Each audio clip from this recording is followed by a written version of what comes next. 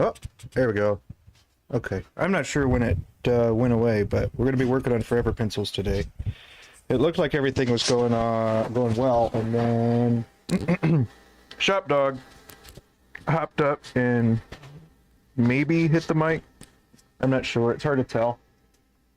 I'll probably have to go back and look at it if I really wanted to find out. But I won't, most likely. Because this doesn't matter. Isn't that right? Isn't that right? Doesn't matter.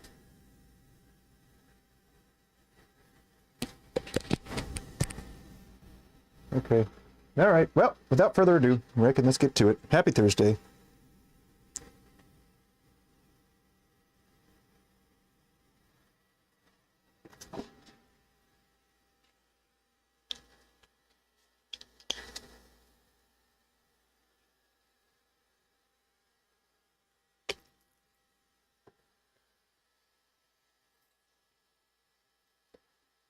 Let's hop over to the other camera and I'll show you what we got here.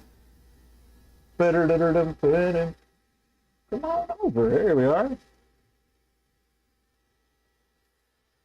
All right. Hello. I was working on the snakewood handle yesterday. I finished it and it looks awesome.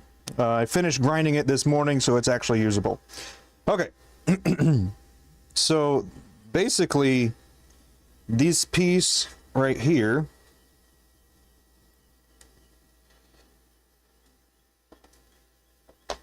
so that piece and this piece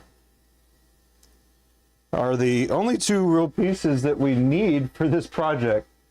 There we go. So this is a graphite forever tip. And then we've got the eraser. I believe this eraser is from a zebra, like a zebra pencil. And then the graphite, I'm not real sure. I just found it online and went for it. So I had to figure out the threads and diameter of the bit for the threads. And then source the pieces and then come up with an idea for implementing it. So this is just some of the different little practice things that I do to determine what is going to be the best route. So for example, this one right here, this is another reason why cutoffs are pretty good too. But this one is a drill bit 15 and this is a drill bit 14, and I was determining which one I wanted to use for the eraser because one of them is a little too tight and I wasn't able to really get it out. So the 15 was too tight. The 14 is actually right where we want it to be, but I'll have to check it after I turn it. Let's see, I think you've been able to see this little thingy right here. So this is a brass insert. Now the only real purpose this is going to serve is protecting the insides of the components if I really needed to. So I can put it on here, the live center or the dead center, and it won't really mess with the geometry of the lip itself. So that's why I have a couple of the brass sleeves. Let's see. This is a 12 for the tip. These were other bits that I was using before. So I was using a 3/16 inch and it was pretty good. There is a little bit of a slow, it goes down a little further than I want to for it to start. Then 11/64 was for the eraser. And then the threads for this particular tip here is a 5 mil by 0.5. So ultimately, if you had these different components, you would be able to make the exact same thing I'm doing right now. So I thought that would be pretty darn cool to do something like that. And yeah. So let me readjust here.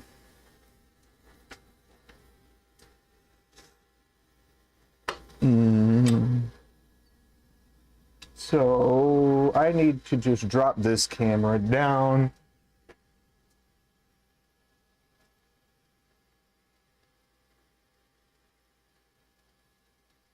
Okay, this will work. Go ahead and get the light here. And then this camera here. We're going to drop it down to point at my metal lathe.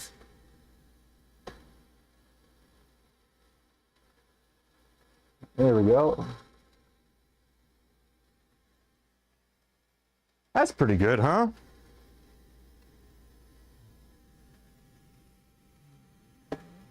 What do you think? Is that good?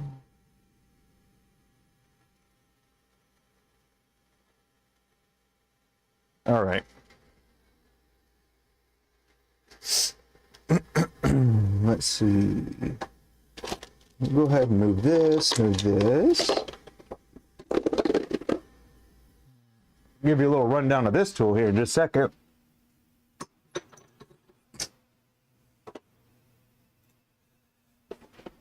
Oh, yeah, that's good. Drop it down just a little bit more. There we go. Okay, and then we all the way out. Yeah, we're all the way out.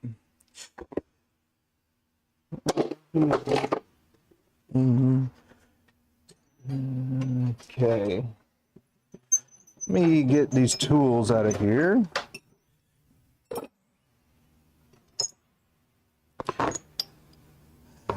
I was figuring something out.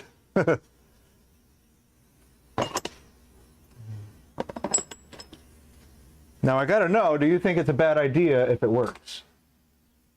Generally speaking. Like in general. Is something a bad idea if it actually works? I would say sometimes. It's hard, you know, kind of hard to know for sure.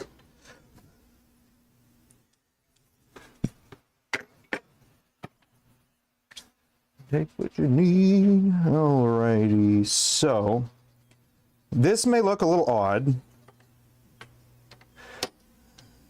but when you have a smaller lathe, kind of got to make it work a little bit for you.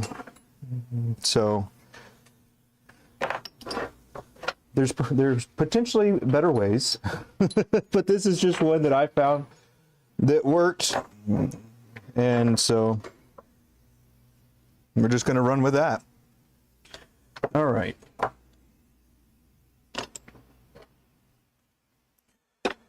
So first things first, what I need to do is go ahead and get the eraser side, because I'm going to do the eraser side tapered first. And the way that I'm going to do that, well, before I get too carried away here, let's take a look at the blanks.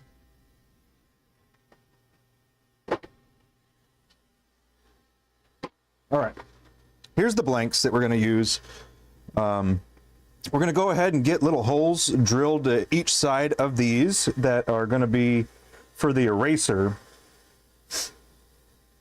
Yes, so we'll get that set up.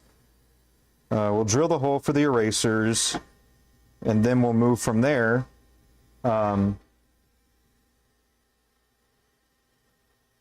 Yeah, we'll just go from there.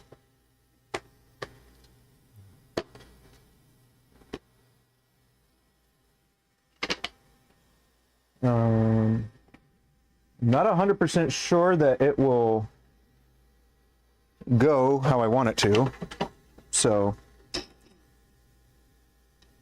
we'll see.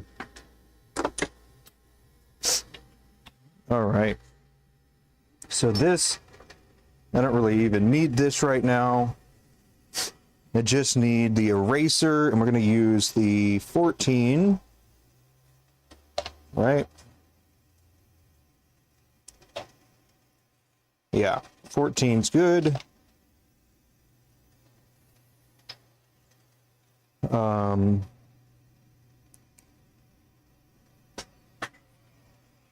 Yes.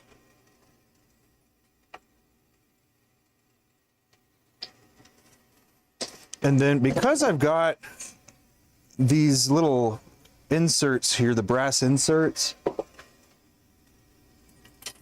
I had this brass insert.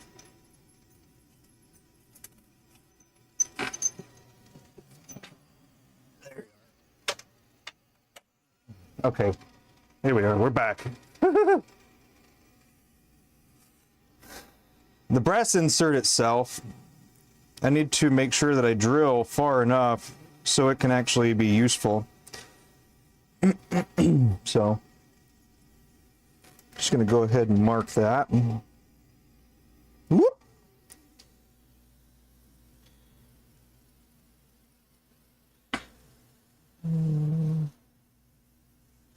So, if you were trying to be ultra precise and not have your eraser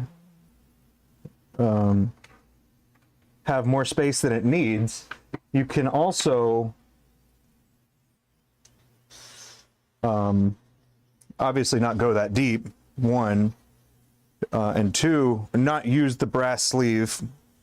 But it was one of those little things that I was thinking of, and I just wanted to give it a shot and see how it goes.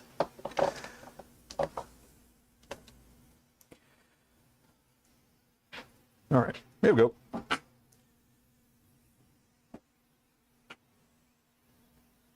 Where'd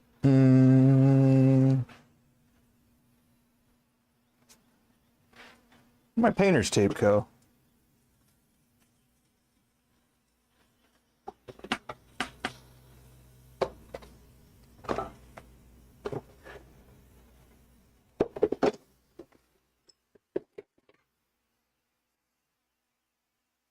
Whatever. All right. We're just going to go for it. All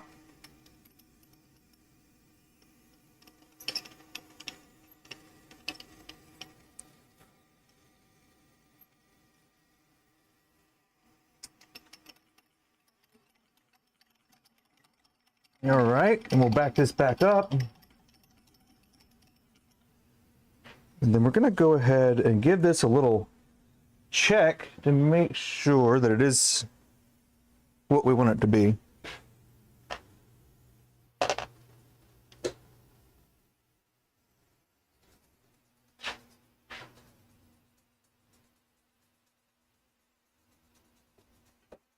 Okay. That is in there. And then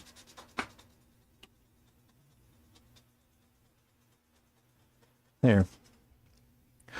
So I want it to stay in there, but not like super duper tight.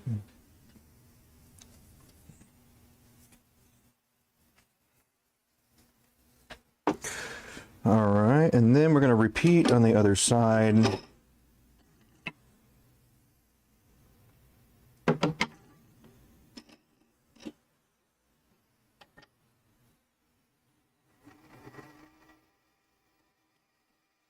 All right, I shouldn't have to move this very much.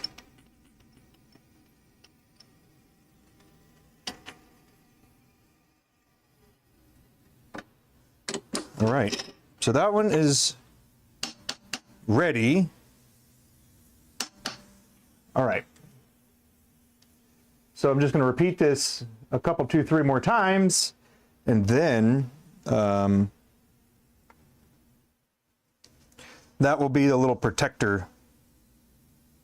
And it'll also be my little reference, because this side is going to go into the chuck, and then the other one is going to go onto a live center on the tailstock side.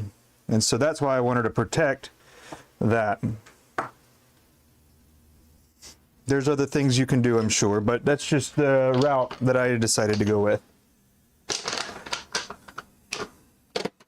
And then for the sake of visual referencing, this is how many we've got to go here.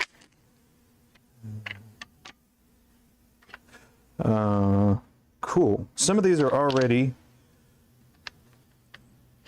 ready.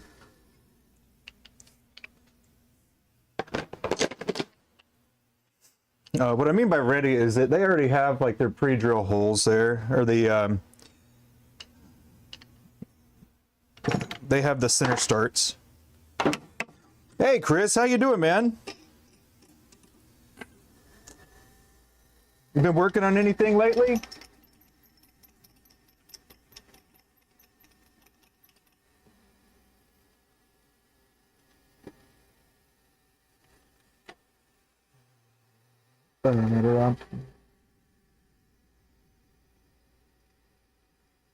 All right, here's what we're gonna do. We're gonna take this, I'm gonna rotate it, and my reference mark I'm gonna put inside the flute here. There. I don't know if you can see that. Here. Let's get close.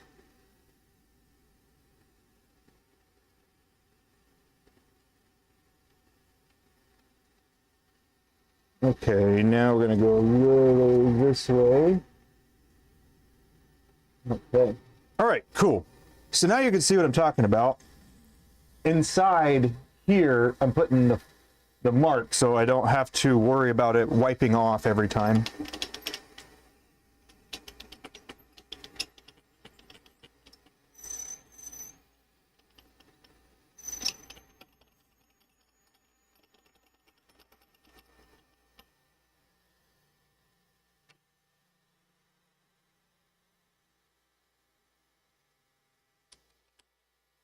Right on, you're gonna work on a project today, but you need help with it. Well, what is the project, sir? That sounds fun. And then once I go through all these, we'll see what Abby's up to at that point, and then maybe she can tell you the names of all the blanks here.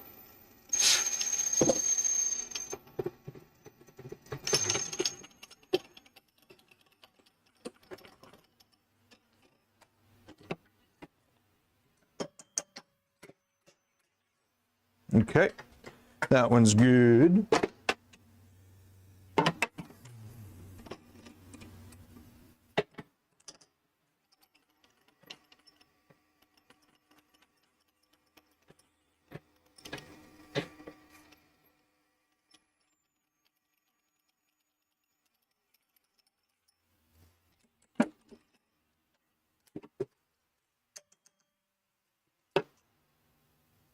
Playground catered. Where are you going? I'm gonna eat something, and then I'm gonna clean all the pins and do emails and the reel and all the stuff that needs to be done for 2 different drops. Right? All right.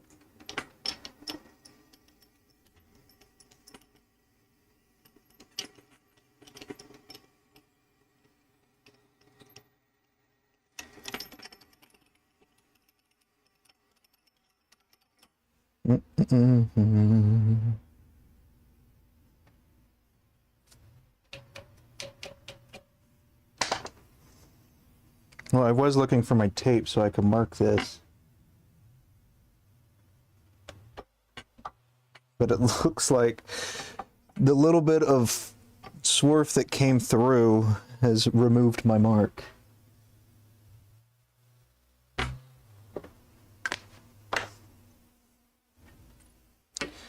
Got an antique salt pepper mill crank top. Oh, cool.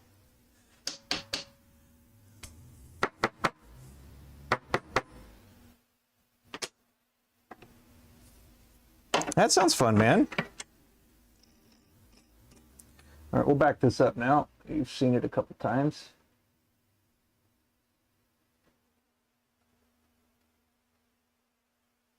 There.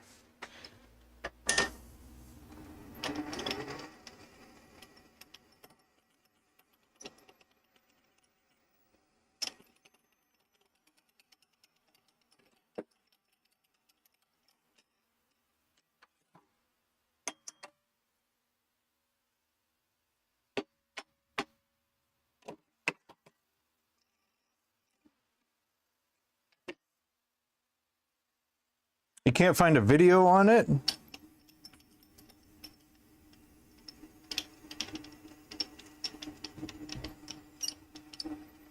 What is it? You said it was an antique salt and pepper.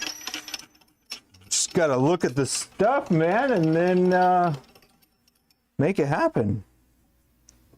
Just kind of deconstruct, that way you can then reconstruct.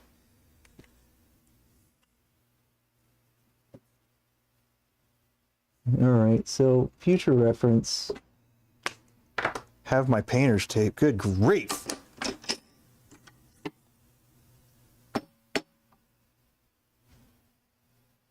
All right, now the other ones here that are yet to be drilled, I'm gonna need to run it out a little bit further so I can face it.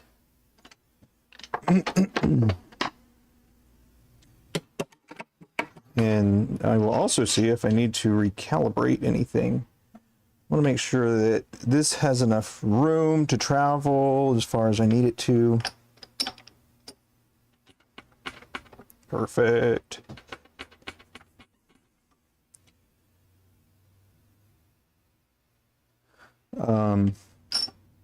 Let's see, BW makes salt and pepper mills, from my understanding. He stops by here sometimes. BW.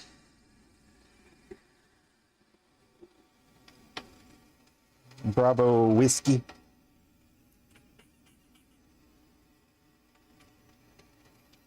All right, so now I can just keep this piece here as long as I'm able to see.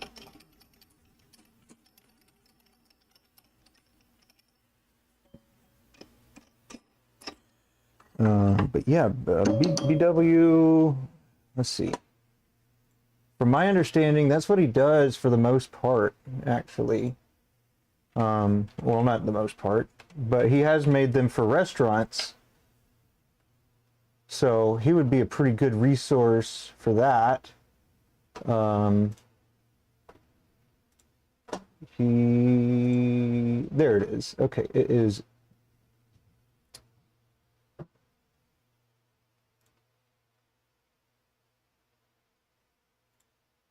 Oh, sorry about that. It is B.W.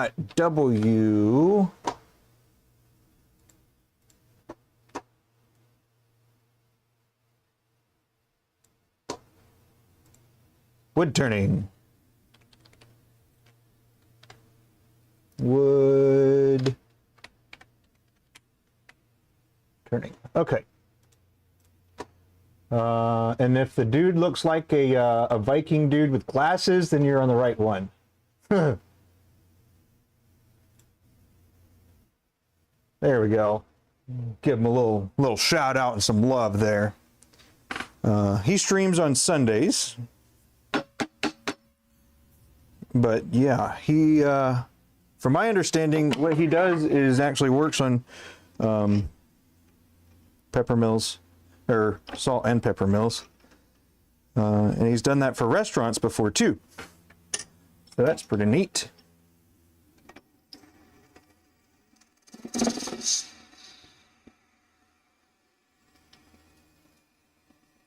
Again, this isn't my usual setup for my metal lathe here. It is just because I've got a different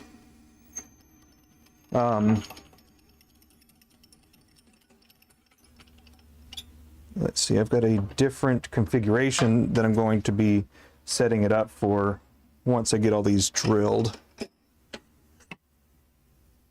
It shouldn't take too long. I'm over halfway done now, so. And I think we got a good little system going.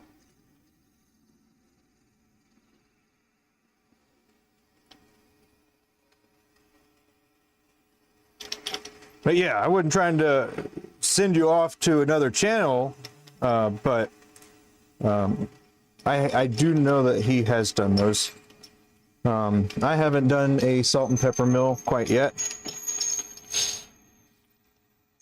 It's not, I gotta say, it's not like super high on my list of things right now, but you know, who knows? It could change in a day.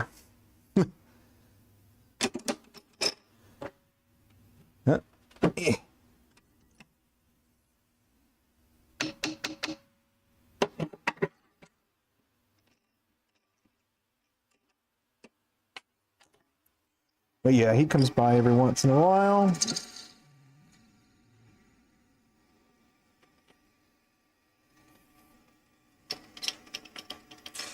So there's just like a tiny little, you might not be able to see it, but there's a tiny little nipple that's left at the end there of material. And what that just means is that the elevation of my this particular tool here is just a little off, but it won't matter for what I'm doing.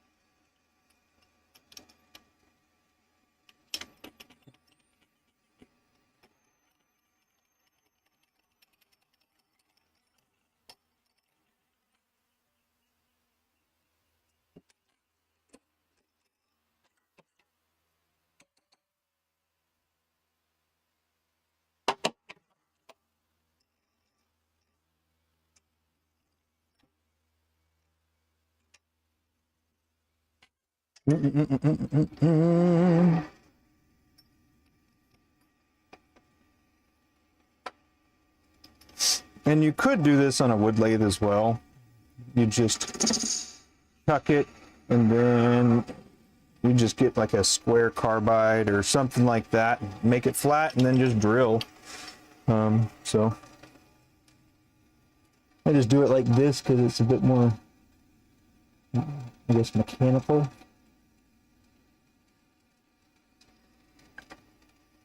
My mark's getting shorter.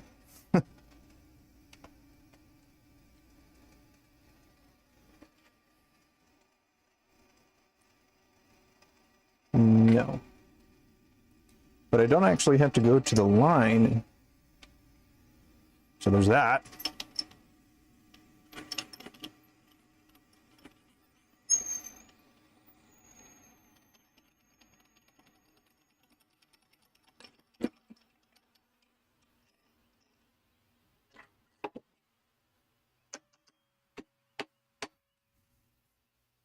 Yeah. Good, good, good.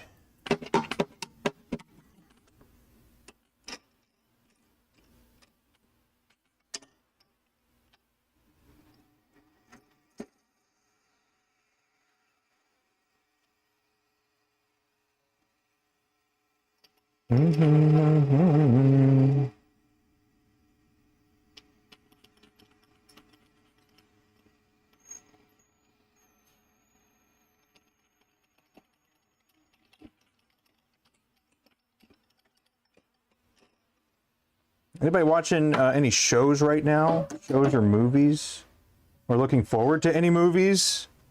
The last time I was looking forward to a movie, it was Borderlands, and it was not good.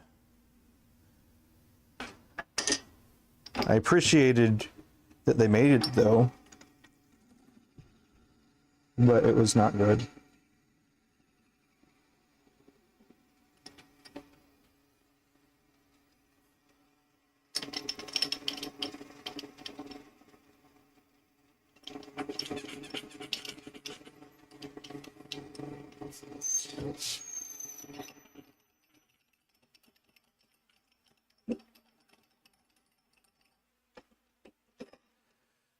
I should also mention that some of the different materials behave a little differently. So when they expand or contract with heat, or they will expand or contract with heat, but also some of the pigments. I find that some of the pastels are a little bit softer, so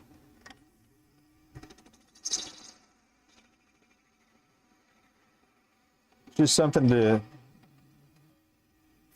take an extra look at if you were working on something.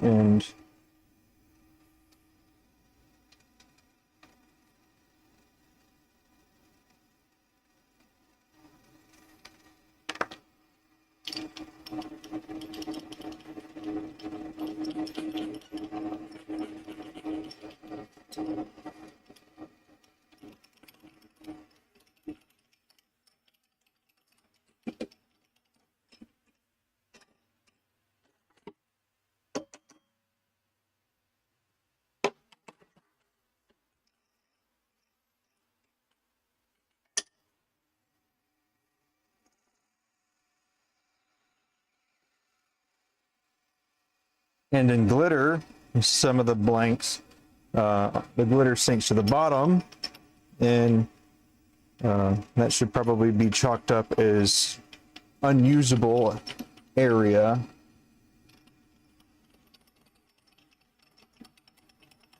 Not the whole thing, but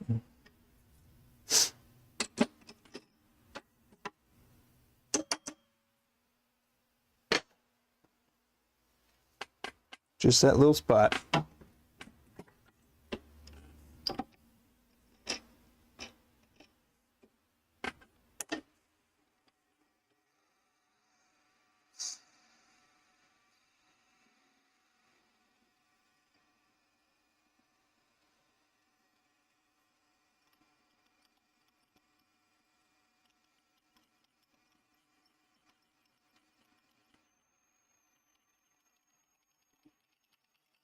And that's also why I turn the lathe off when I am withdrawing the quill.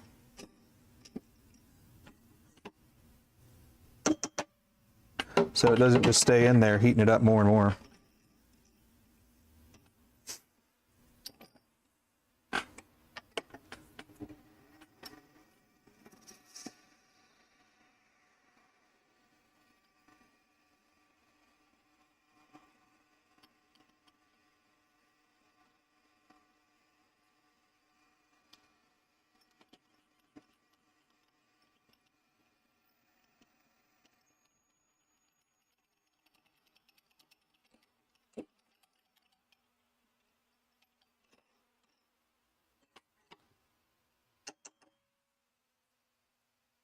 Okay. Cute. Let's see.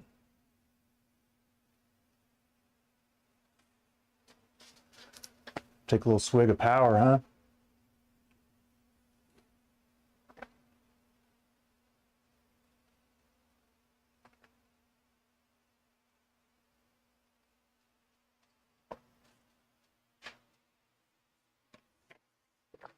Okay, or the rest of it. Alrighty.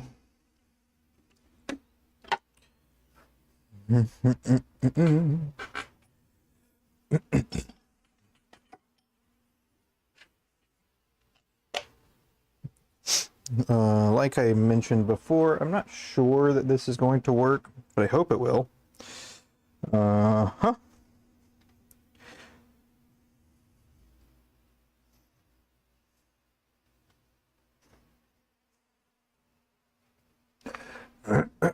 Let's see.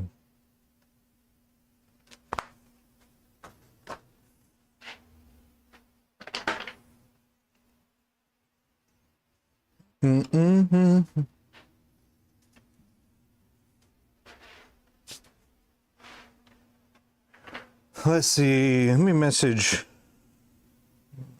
somebody right quick.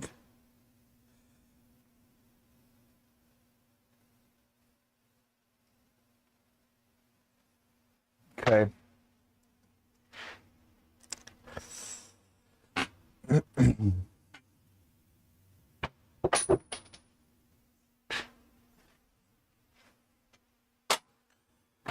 Bum, bum, bum.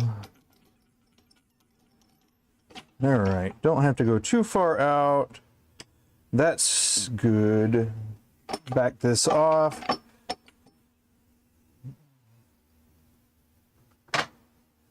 And then for this, so this tool might look a little strange, but it's basically an offset piece here. It's taking the center and then it's shifting it one way or the other depending on where you turn the dial. So why you would want to do that, well, at least why I want to do that, is so I can taper. I can cut a taper and then I can set the angle that I want it to be. So that is the purpose of that. Before I get too far here, I need to measure out 4 inches and then mark them. And then we'll split the difference once we get to that point.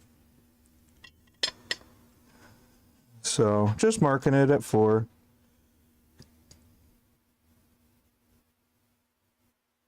Then I flip it and I mark it again at 4. And then it'll let me know that little bit of window where I am. So I know that this spot right here, so this is 4 inches, and then this is 4 inches, and then this is the, basically the no man's land, right? That was unclaimed.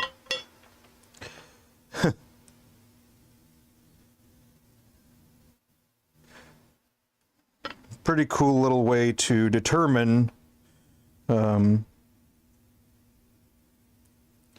center of it, right?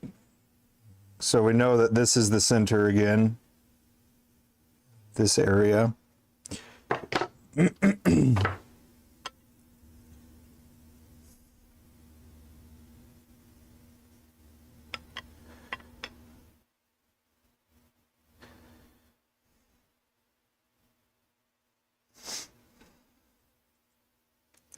Pretty cool little trick if you ask me.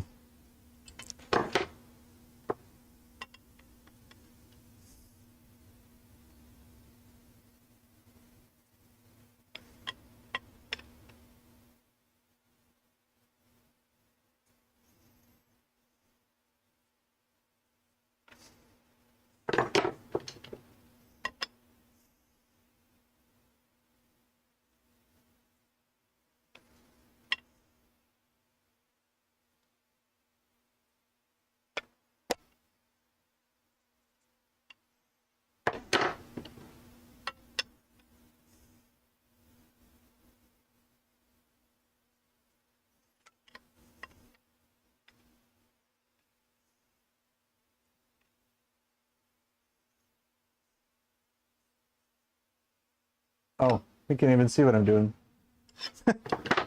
Whoops. Here you go.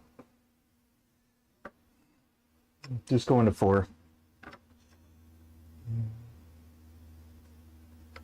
4, flip, 4, center.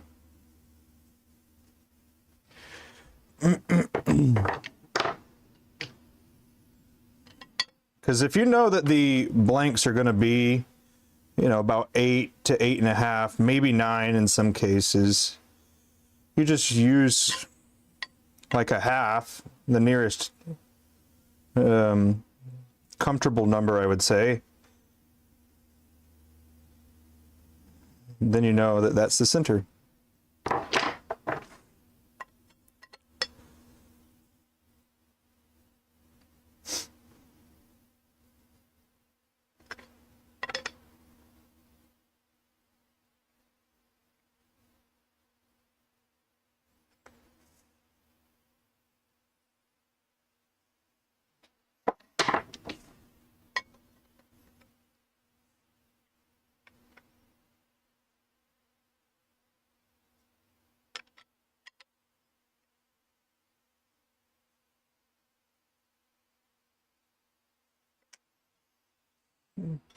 Boom. Okay. So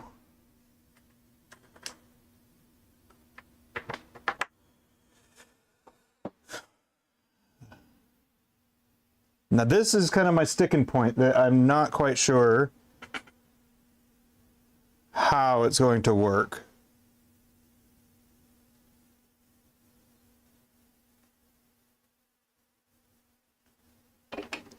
So if this goes in,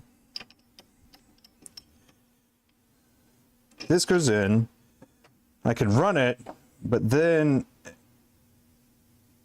I'm going to have to deal with the other end. So perhaps I can stop it just a bit short and then flip it and then put that piece there. So we would have to end up probably doing it about here. And then it's going to run it.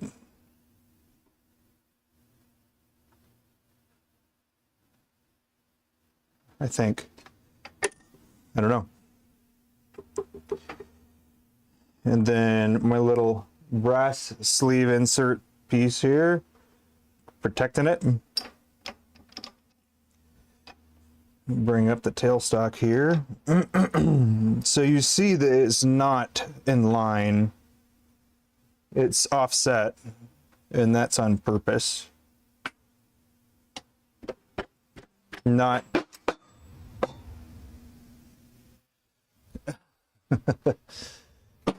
faceplate.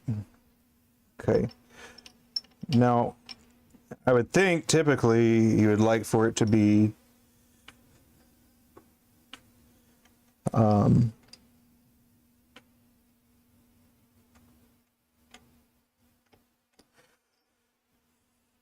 a little bit further out. That way when it does flex, it will go a little different, a little better.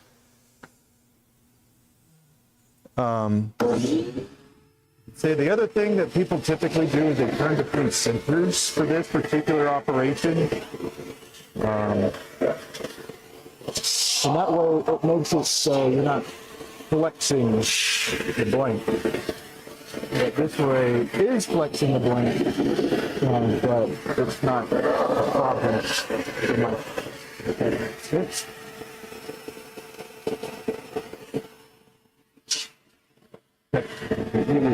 Go.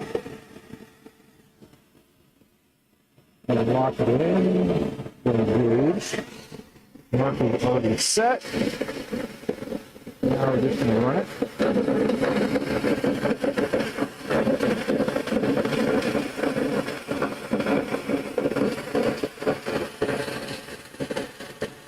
And then we'll get decent away here. And we'll stop it a bit short, because that's where we're going to grab it to the other side. It'll also work out because that's about where I need to back off of the carriage. All right, we kind of saw it go back. Maybe not, but it did. That one was a little brass insert here. Here we go. So we've got one side and it's tapered, right? So we're going to do it on the other side here. Back this off. We're going to hold it.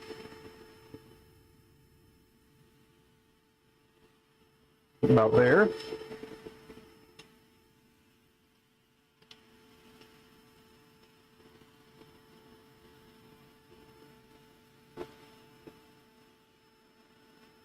And the degree at which this is offset is not drastic, so that's why it shouldn't be that much of a problem.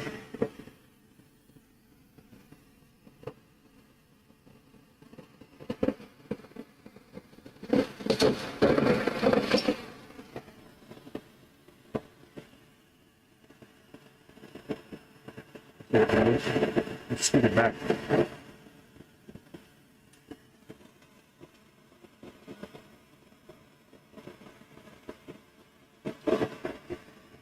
All right. Back it up and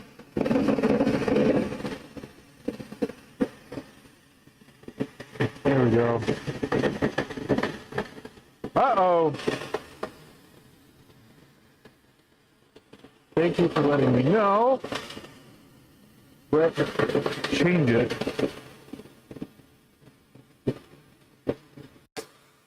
Right. How is that? All right, I just changed it, so let me know if that sounds better or worse or no different.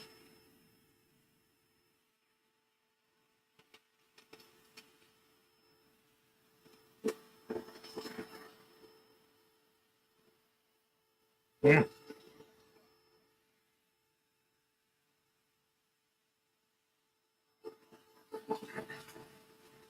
Yeah, hopefully that's okay now.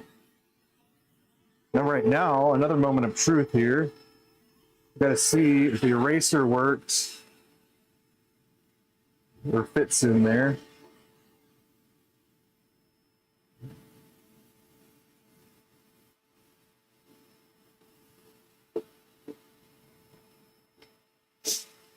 Okay.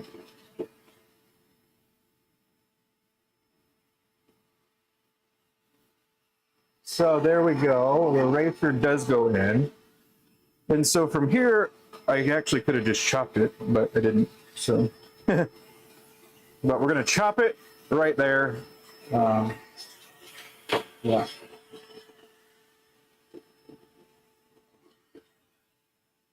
All right. Well, thank you for letting me know that.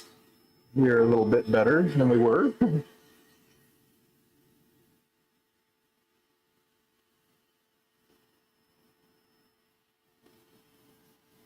Uh-huh.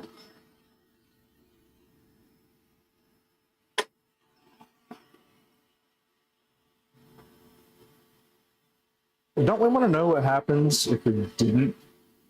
Nah. Nah, we'll keep leave it alone. We'll use our little piece here. That's why I found it and did it and stuff.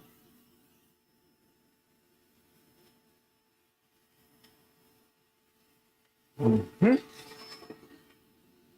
Good. Back to the side. There.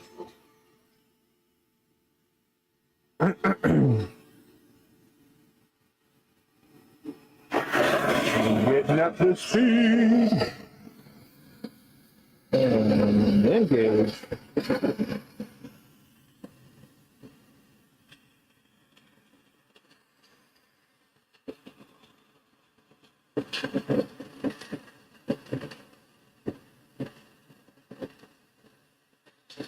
So we're stopping right around an inch shy.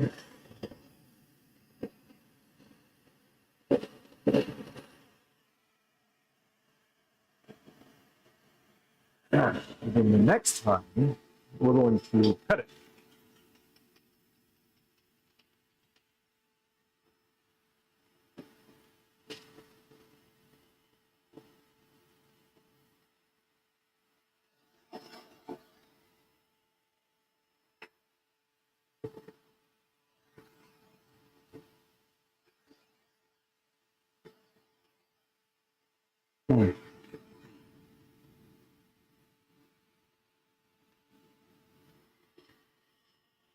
Well, how about that?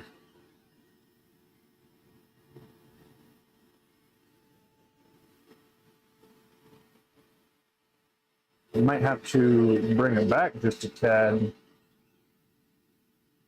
We'll see. We will see.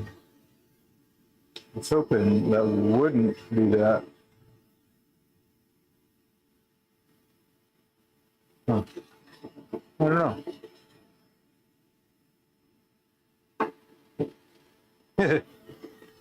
Threw a little ferrule out. The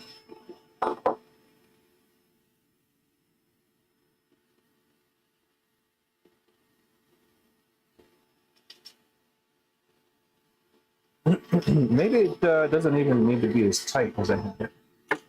That could be something.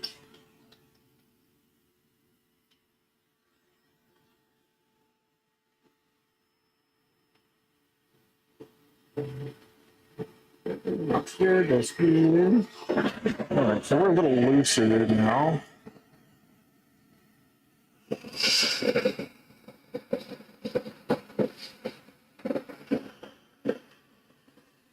And that's what happens.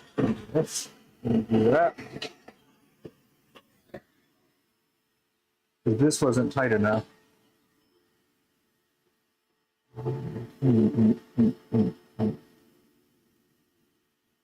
That is okay. No problem.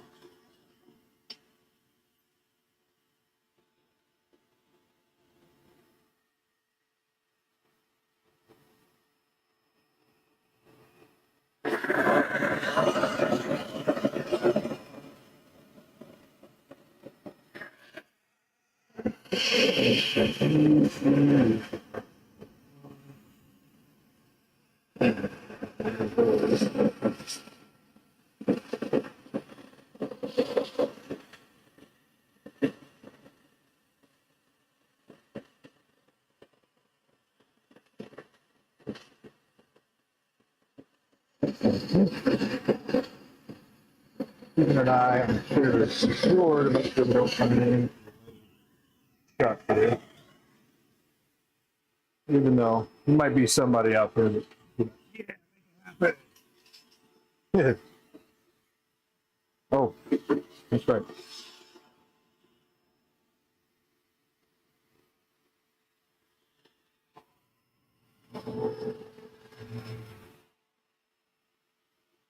Again, should you decide that you want to do what I'm doing, you do so at your own risk.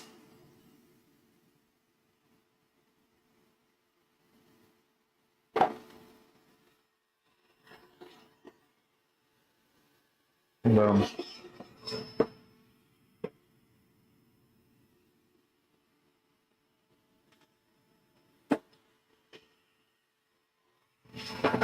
and then give me a little brass piece here.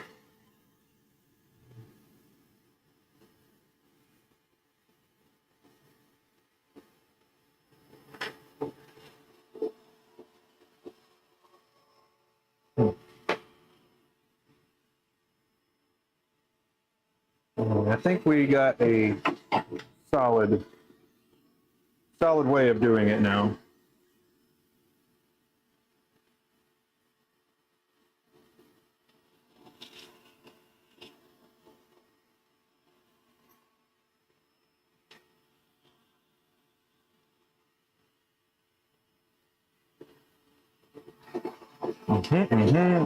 That's good. Tight. That's going and it's clean. That's snug, that's locked. So let's rock and roll.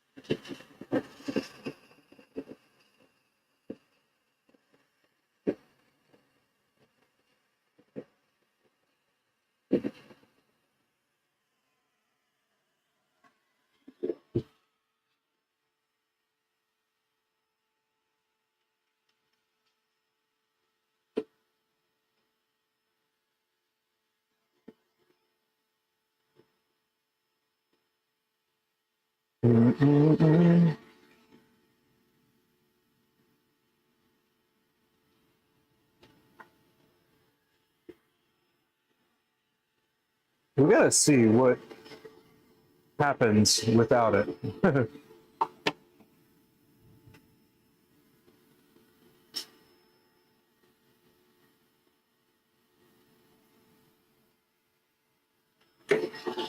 All right, this will be without the little brass insert piece here. What happened? Okay.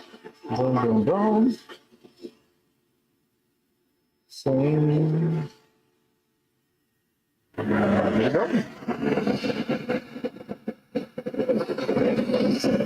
go.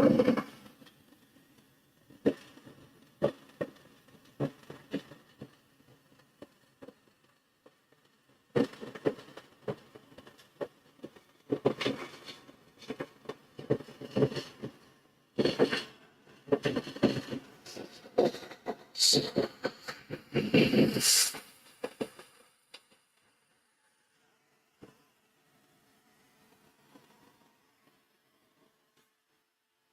right, that is back.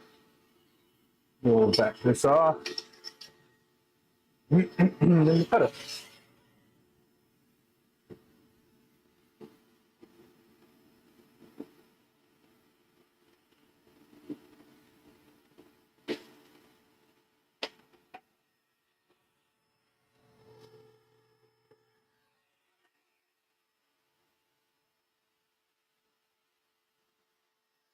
That's acceptable.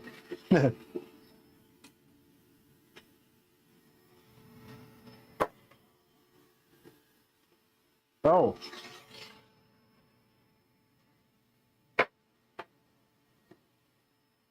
Well, the ends look fine. So, suppose the brass insert was a little more than necessary.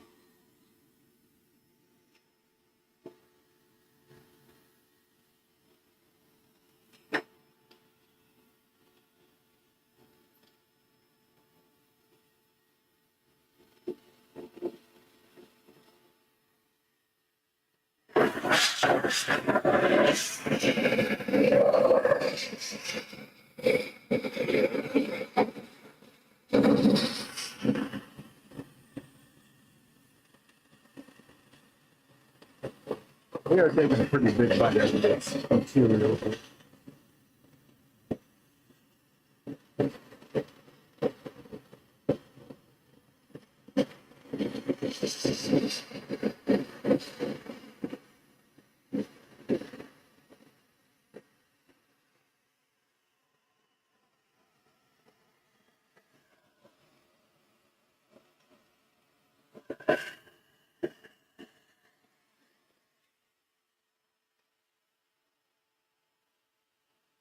And now I also don't even have to worry about the other thing. I think you can't see all that well, but I will have to trim this back a bit, which is not a showstopper, but it is an inconvenience.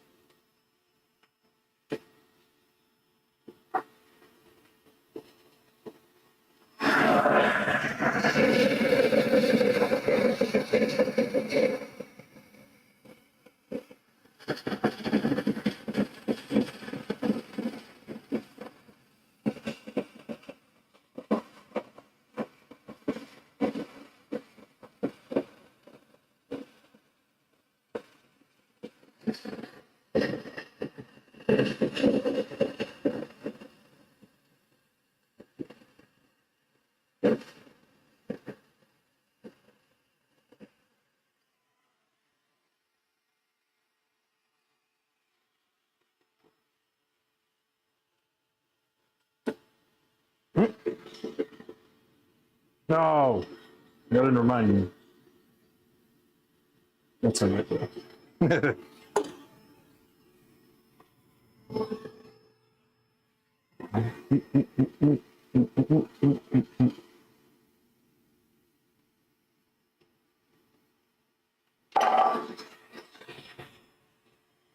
I'm going to actually leave out for a second. I'm going to go ahead and knock this one out too.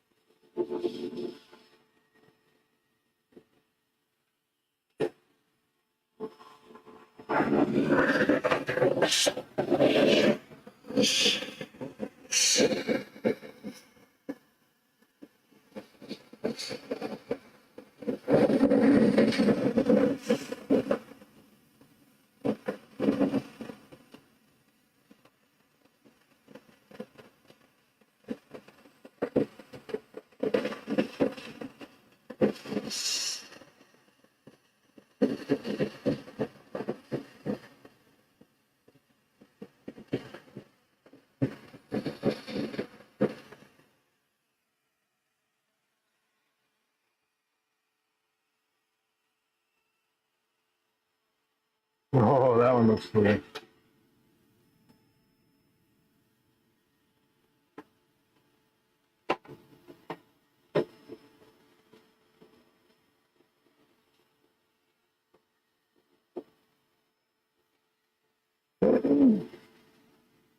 All right, gotta make sure we're nice and tight.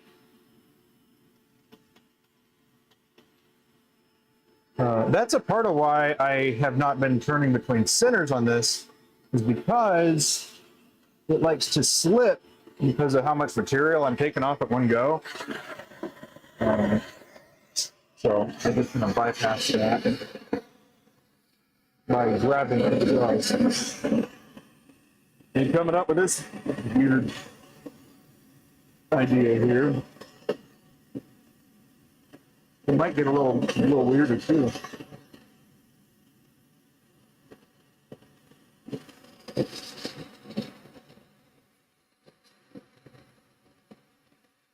When it comes to techniques, at least. Don't get carried away. Oh, gotta cut it.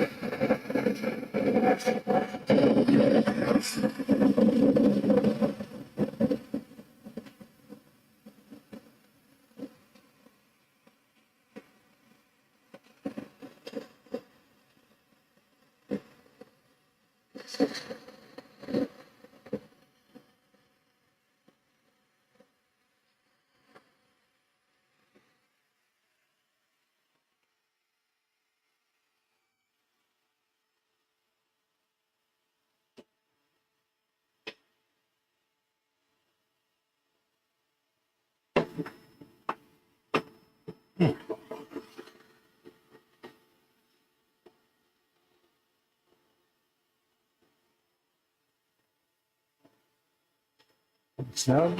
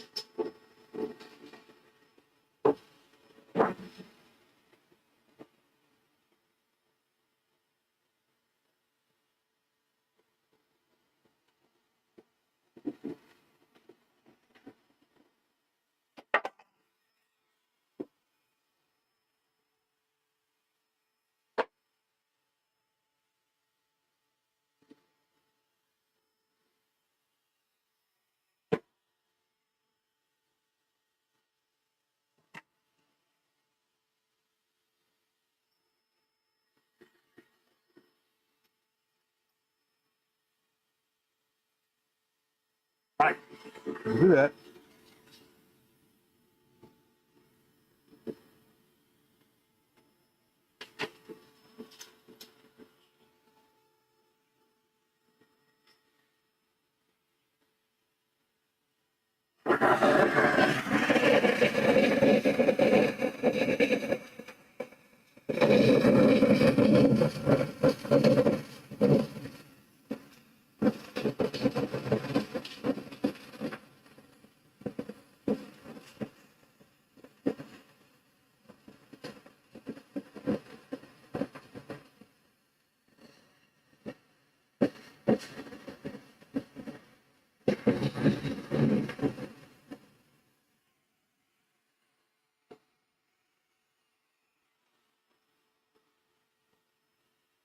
Ooh, that was nice.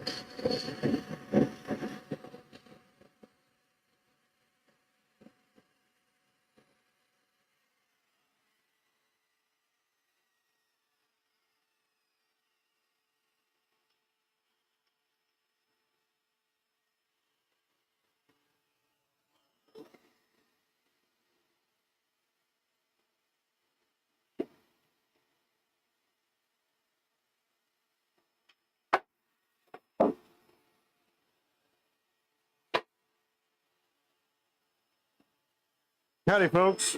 Hope y'all are having a wonderful day. Working on some Forever pencils. What I'm doing is just going ahead and tapering the back end before I separate them, and then we'll go over to the other lathe and continue working on them.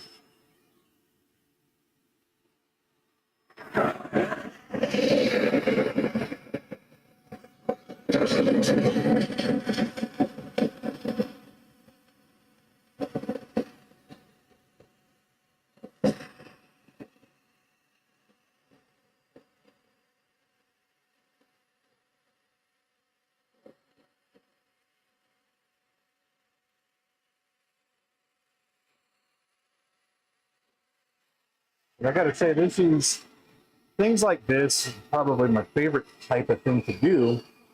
So if you like deconstructing things and then refitting and rekitting and making them something a little bit more unique, well, then that's what I do for the most part.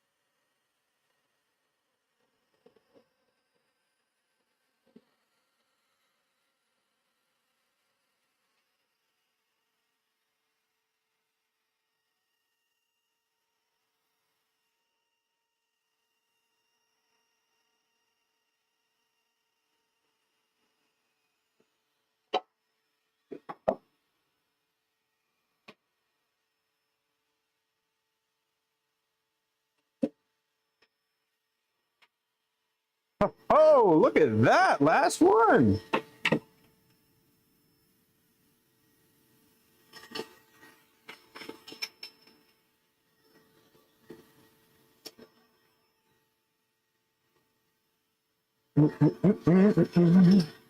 Is it spring break for y'all? I suppose those of you with kids.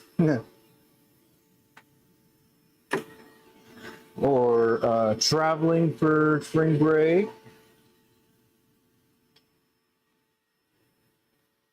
We'll be heading out on, let's see, we'll be heading out on Saturday. We're going out west. That'll be fun. I used to live out there. I was in the military for a while and was stationed there.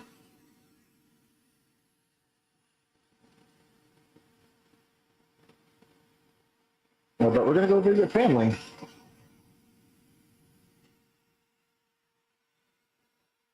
And maybe go see Mr. Chad at Turner's warehouse as well. That'd be kind of cool.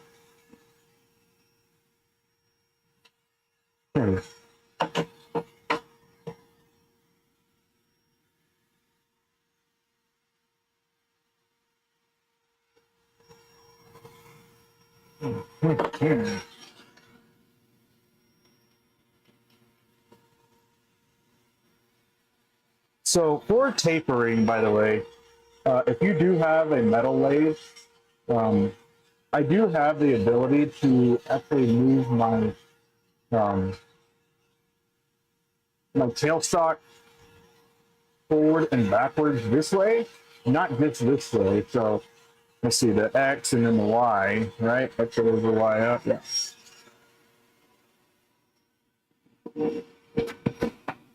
So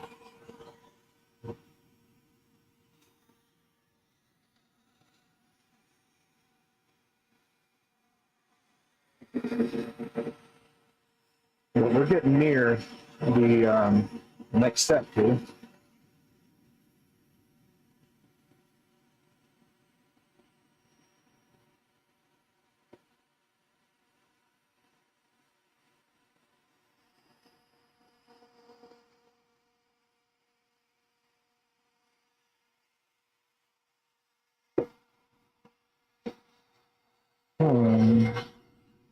Put that one down a little bit more. Let's see. Uh-oh. Losing power on the lathe. Let's see, able to pull that little bit. Okay. Not a big deal. But yes, that is another way you can do shifting the tailstock and do like offset tuning like that. But this has got like a really gauge on it and it makes it a little bit more accurate and precise or consistent, I guess, with going to the same mark every time.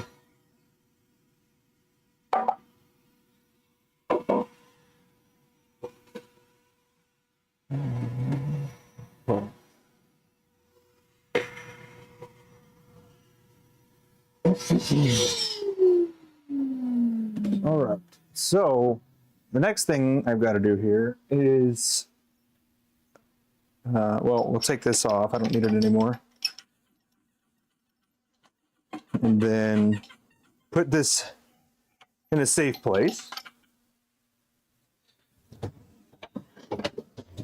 There we go. Okay, so just an idea of what it is that I'm working on here. So this is one of the Forever pencils that I made when I was trying it out in the first place. You know, I took just like a regular spring clip, like a snap clip kind of thing. The eraser is going to be different. This one has a Right in the Rain eraser. So, and then this side is threaded for the Forever tip. So once you get the pencil, then you can replace that piece and then use it over and over again, really. And these little tips are pretty inexpensive. And I do think that these are some of the better writing versions of it. Because it was pretty, some of them are very, very light when you write on paper. Let's see. Yeah, pretty good.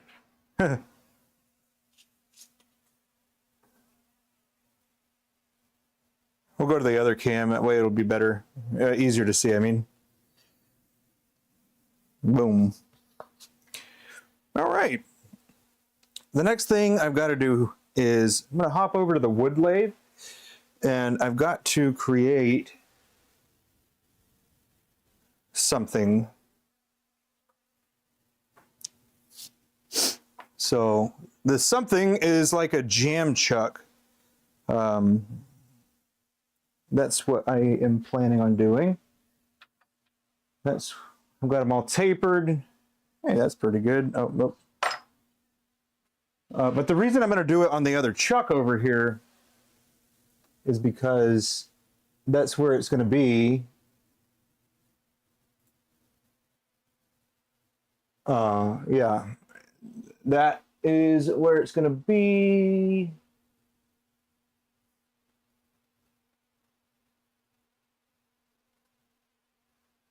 Okay, that's pretty good.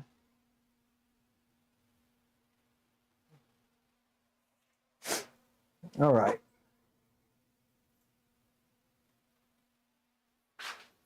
So this is the chuck that I was talking about here. And then I've got some pieces already that I'm going to be trying to do what I need to with. Let's see, where is one of them? All right. So this is kind of what we're going for here. So I've got like a tapered piece, right? And then I was trying to make it so this would hold it, and then I'd be able to do what I needed to on the other side. So,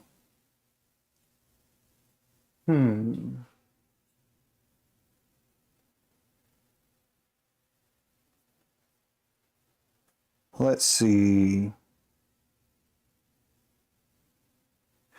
As far as sequence goes here, I've got to do that. I need to. That. What else? What am I missing here? All right, I'm gonna go ahead and grab that real tight, and then clean the.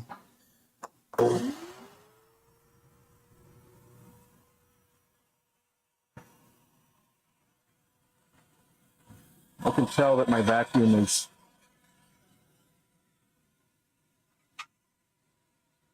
ready to be emptied.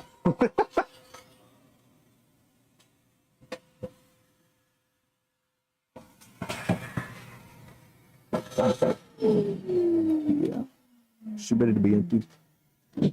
Okay.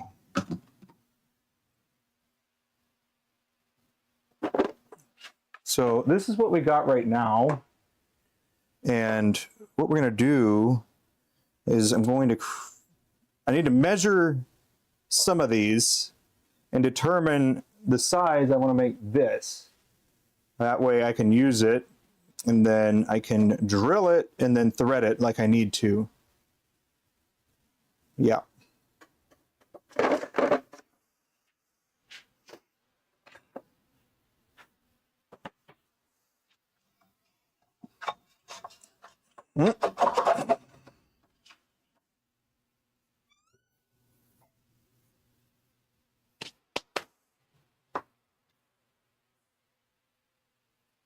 Okay, how are we looking? Looking pretty good. All right. So the camera is what it is as far as that goes. I'm going to use my square carbide just to get the surface flat.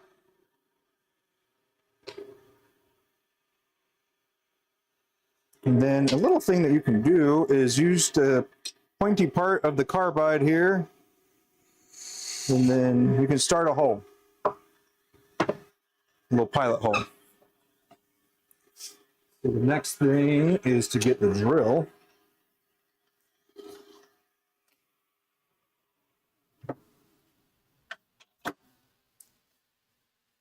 Okay. Ooh, calipers, there you are. Okay, so we're just going to take this one here, right? Doesn't really matter which one we choose, because we just need it to be like most of the other ones. So what I'm looking for here is 1139, 51, 128. So we're going to go a little smaller, 29/64. I got one of those. Oh, that's not far enough down. Okay, 59, 128.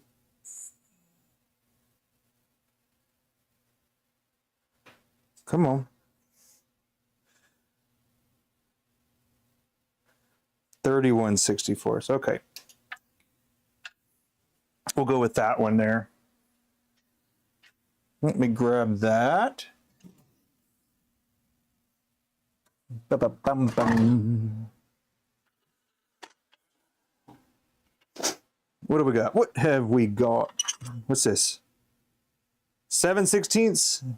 That's going to be too big. 13. Okay. 64, 27, 64s.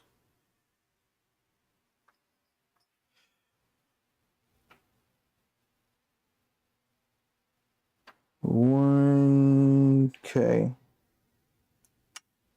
This will work. So it's a bit bigger than the 3/8. We might have to make this a couple times because I'm still trying to figure out like the way to do this. So I'm just trying to make it a tapered tool. That way I can insert the piece in, and then it would be able to hold.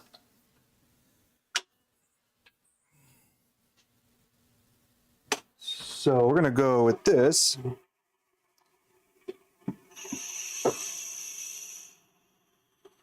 And we're just going to do a through hole.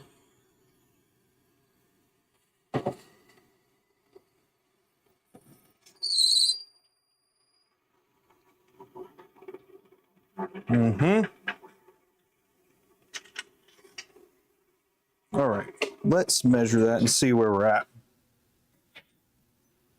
Okay, pretty good. So that'll go all the way out the end. And then the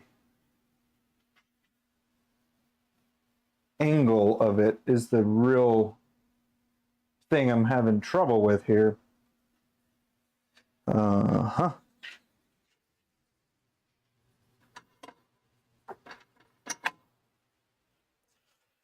So we want it to go a little further in, but that's where it's stopping. So the opening, like it'll come out the back right there. And so here needs to be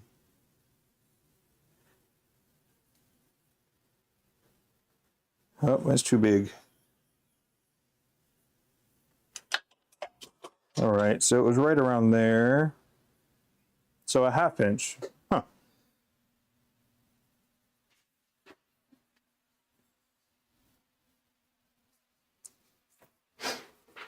Okay.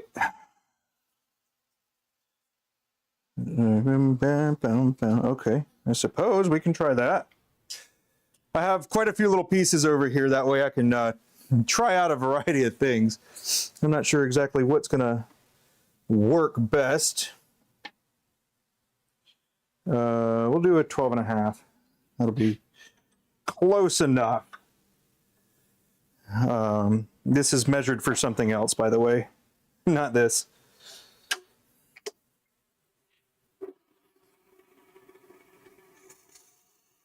You just need to go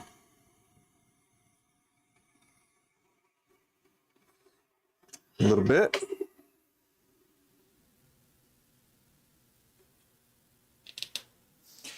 Okay.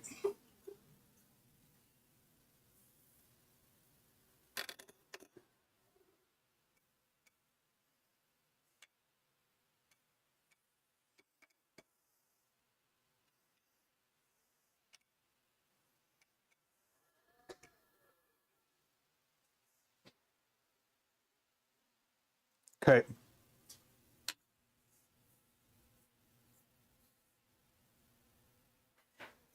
A little deeper here, but yeah, we're gonna go a little deeper.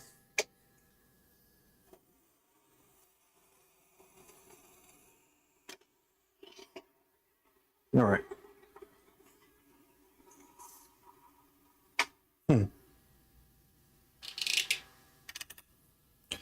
Alrighty, so the inside needs a little bit more space. The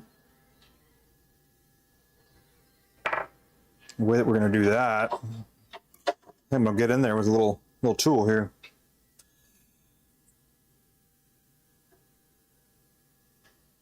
So the end's good. Don't need to mess with that.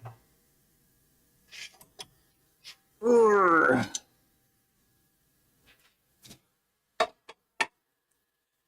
All right. Can we get this in there? Yeah, we can.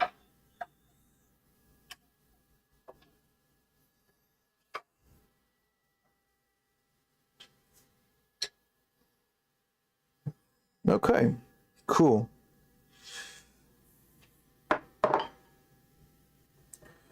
So we need to taper from, so we kind of need to go like this, like inward, but we're going to use, yeah, we're going to use the round here.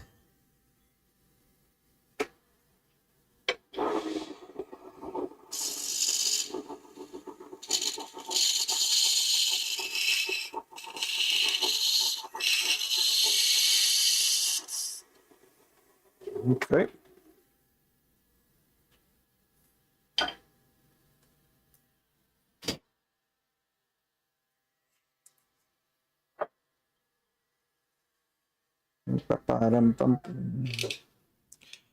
Okay. Need to go deeper still. Just need to find where that ridge is. Okay, we're about halfway.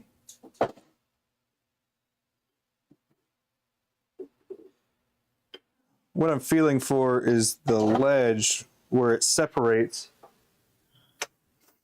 from, or where it transitions from the half to the 3/8. Or not 3/8, but almost 3/8. We're just making sure it's nice and smooth. Like a smooth transition from the,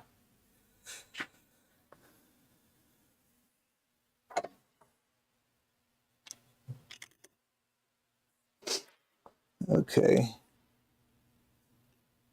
Let's see.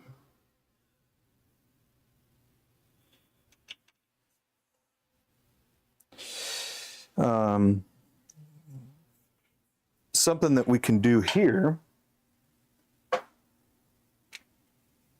is actually mark it and see where we're hitting. It looks like there.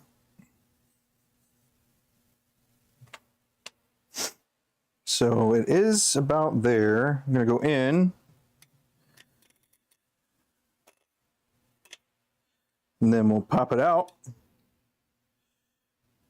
So right there.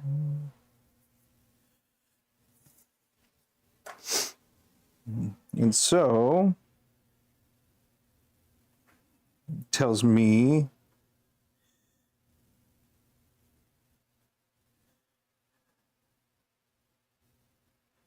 that it's closer to the back end.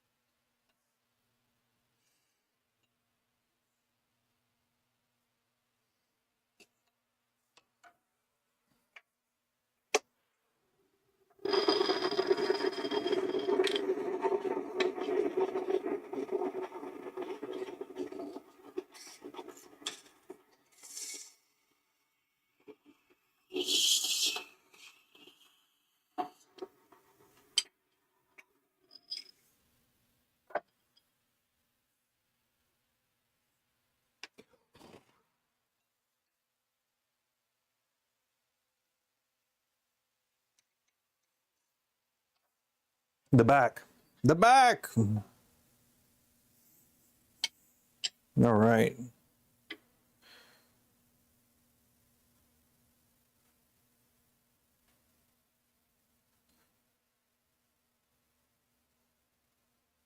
Okay. We'll just do a little bit more in the back end here. And then we'll be okay, I think.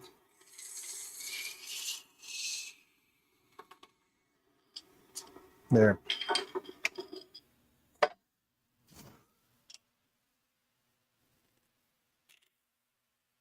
All right. That is about good enough, man.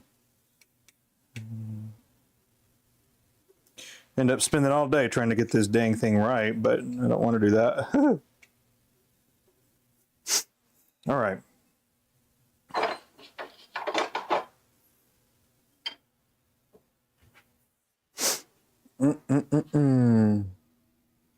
Hey, how you doing, Michael? Hello from South Africa. Really cool, man. How do you do?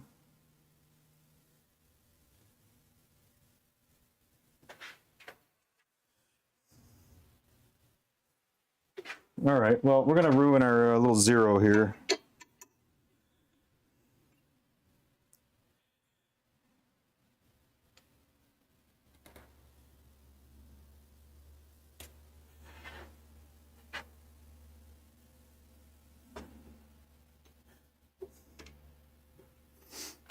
Okay, here we go.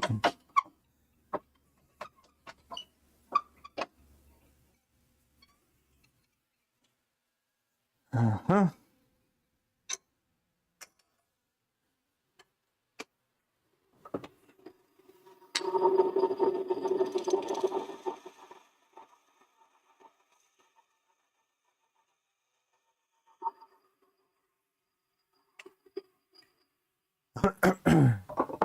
Yeah, man, with a name like, let's see, Tool Bench, must be a worker of the wood type, huh?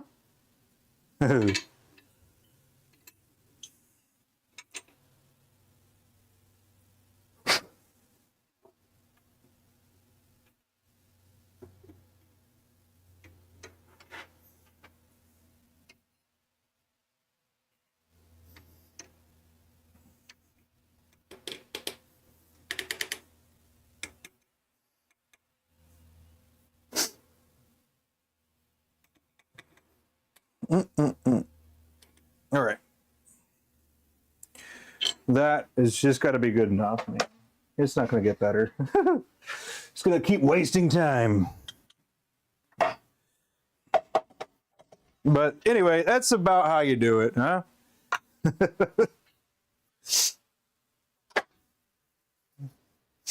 All right. The next thing to do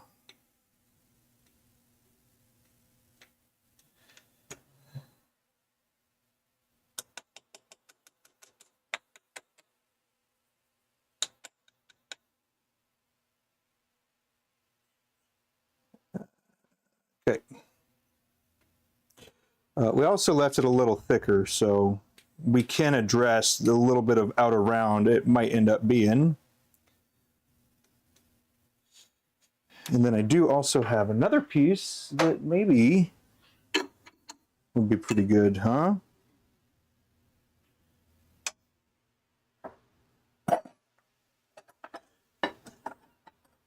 Come on now.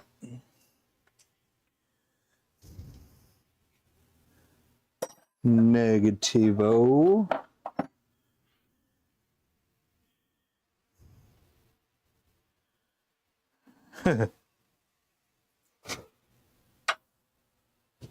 All right.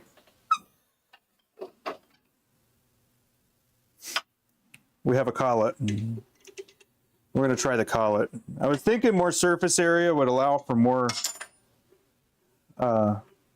gripping power. But the metal might also dig. So we're going to find out if that's the case or not.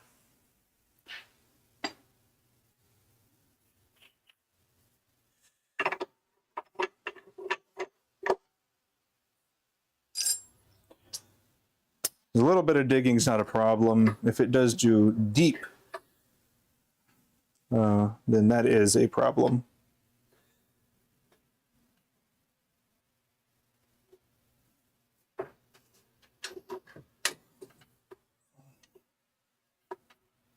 Okay. We don't want it that tight, I don't think. I think we just want to get it to a point where we can press it in.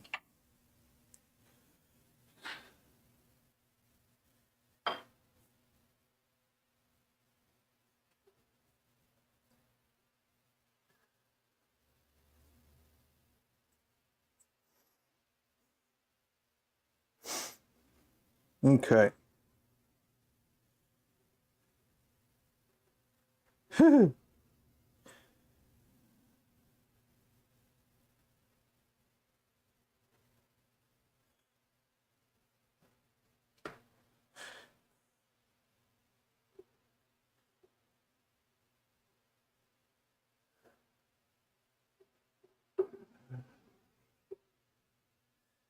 Okay.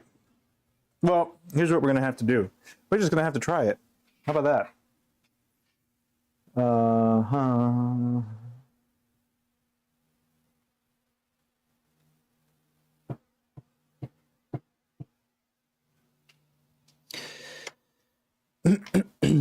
Okay. Alrighty.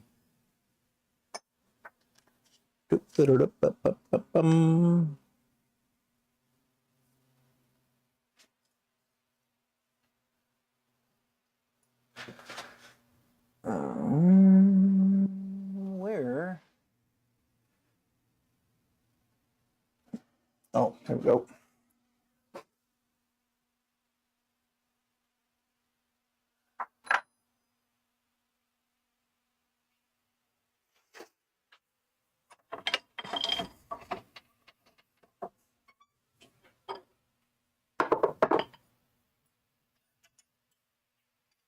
Okay, there we go. There's that. This, we've got our drill bits for that. We need a center start. There we go.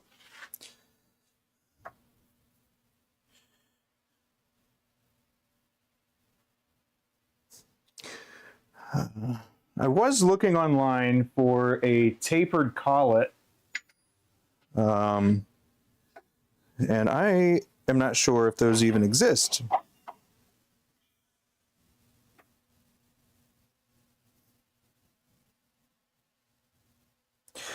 I'm sure that they do, but I just couldn't find it. All right, so the approximation here is going to be just that. And then, like I said, because we have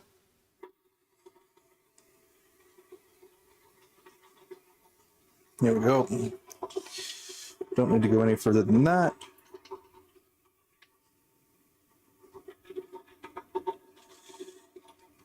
And then for this, the distance that we're going is going to be based off of the combination of this little piece right here, and then we've got to make sure that we have enough to go all the way with this little tap. So I've got my mark there, so we're going to end up going to about there with this.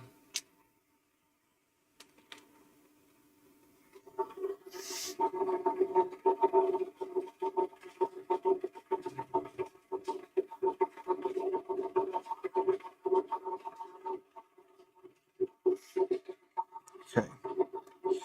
Just want a little bit extra room for the tap to go far enough in, as well as be able to thread far enough.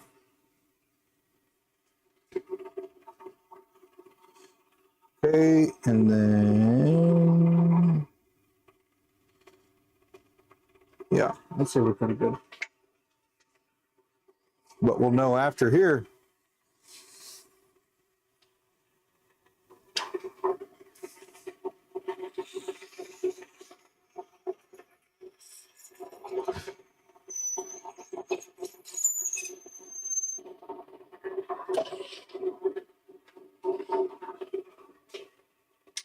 Mm-hmm.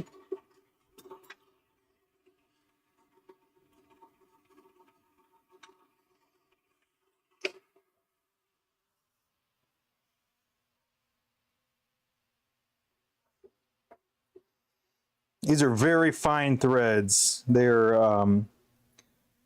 M5 by 0.5.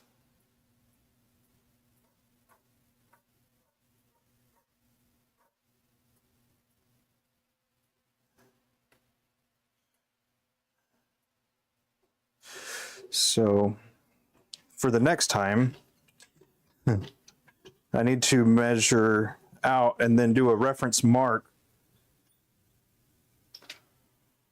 on my tap so I know where I'm going or how deep I'm going.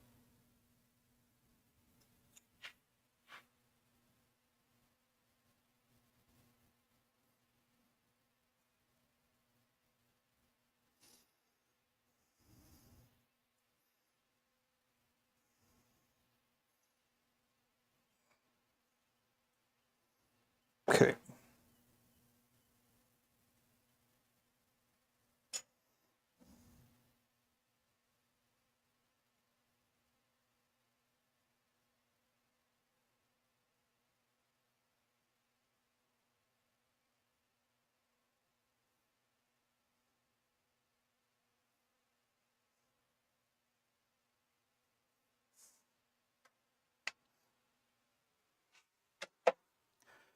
Alrighty. Then we just pop it out. It should be ready.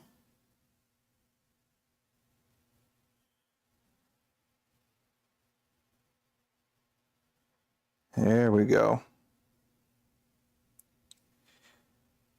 Sweet. All right, cool. The rest of the stuff that I've got to do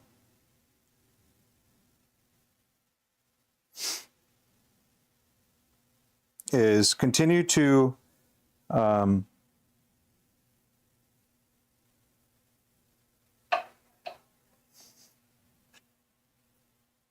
continue to drill and tap, and then moving forward, we'll get to shaping and stuff. There we go. Meow.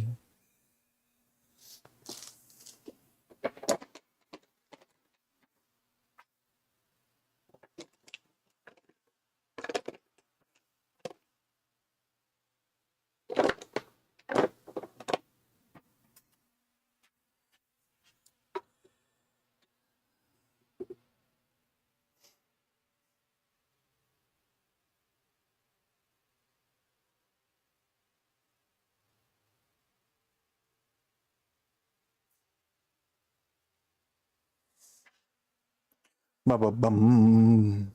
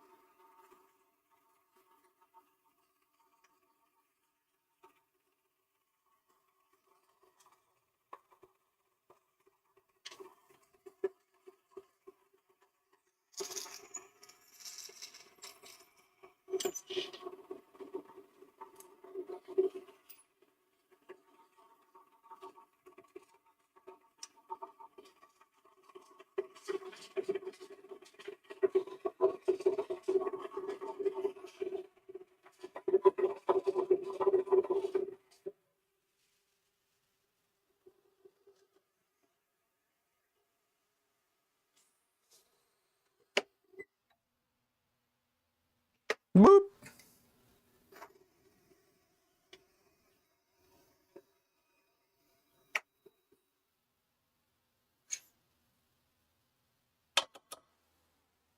Test fit, and then if that is good to go, we will just crank them out just like that.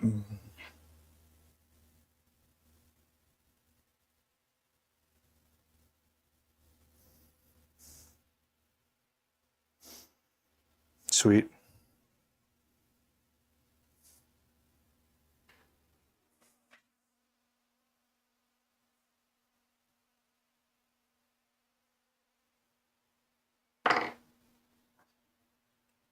So instead of the center start, I'm actually going to use a Forstner bit instead. That way I can also clean up the end.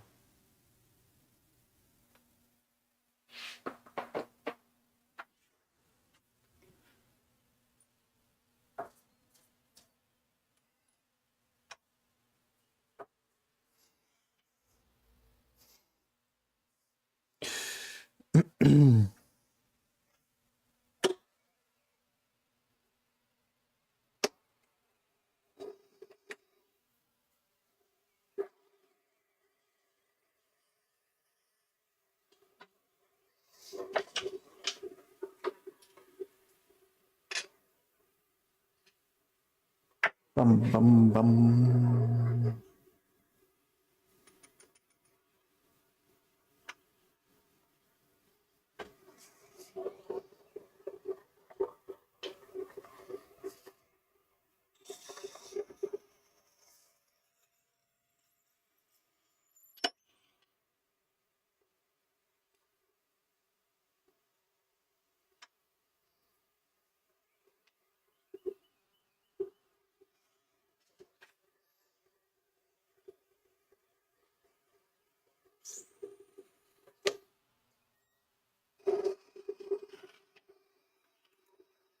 Boom. Done.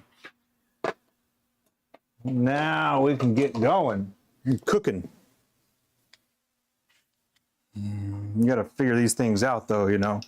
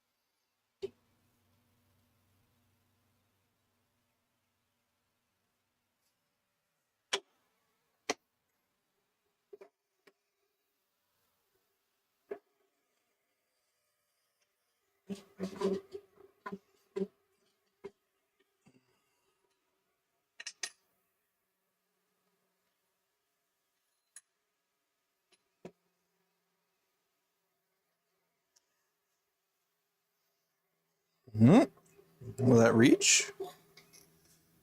Yeah.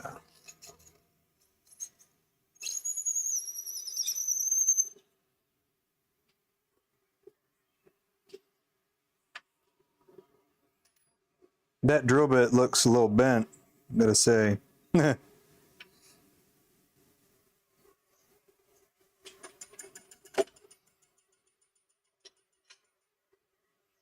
Lower the speed. Have my hand on reverse, ready to rock.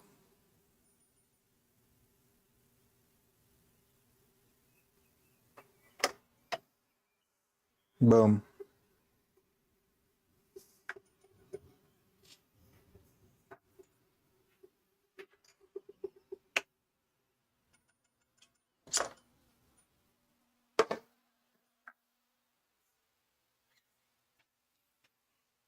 All right, so here's a little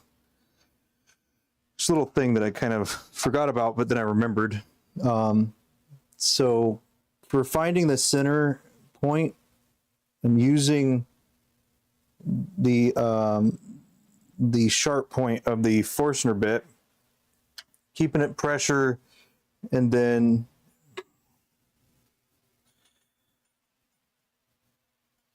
just riding it in, really. Like,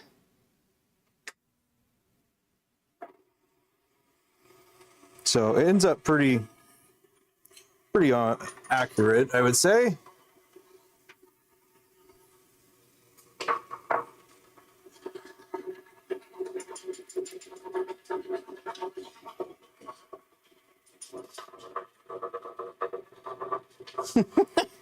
Dude, this drill bit, to be fair, this was a cheap set, but my God.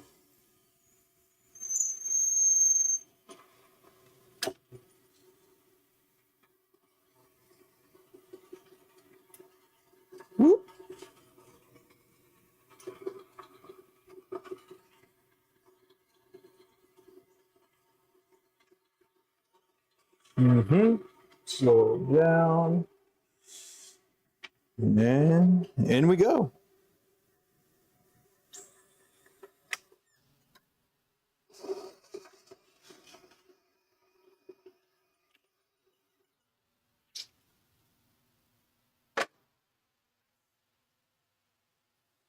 I'm just going to tighten this the rest of the way up. It's just being annoying.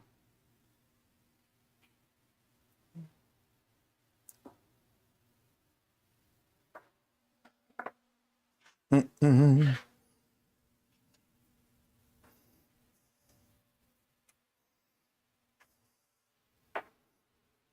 Oh, we could put it right there.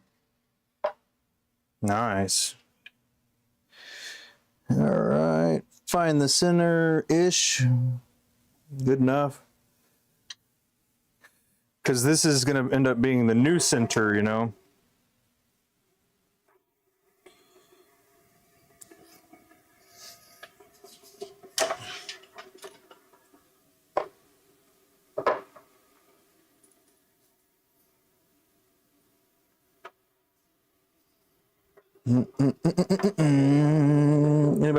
Anybody have big plans for spring break?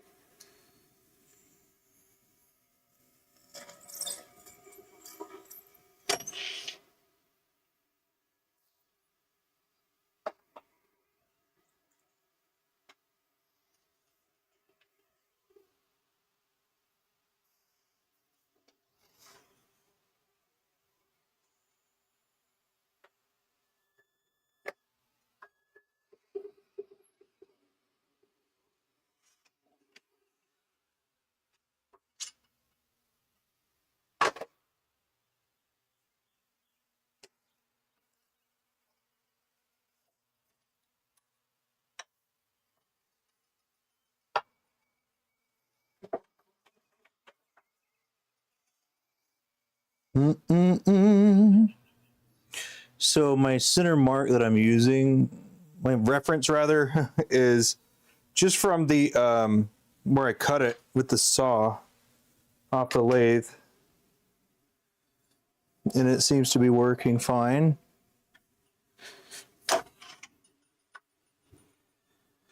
It's just got to be pretty close because later on we'll get everything dialed back in.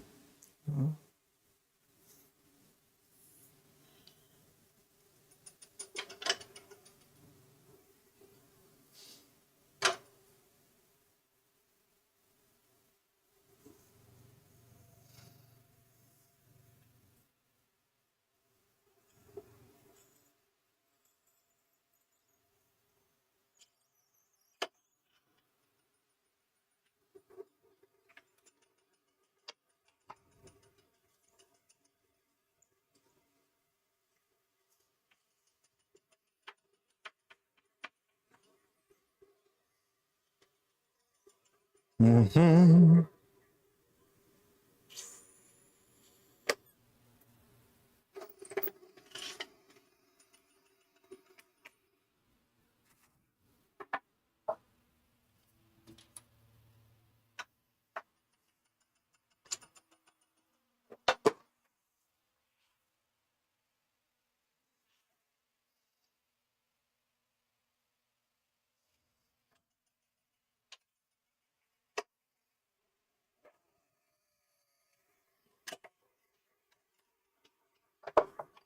Mm-hmm.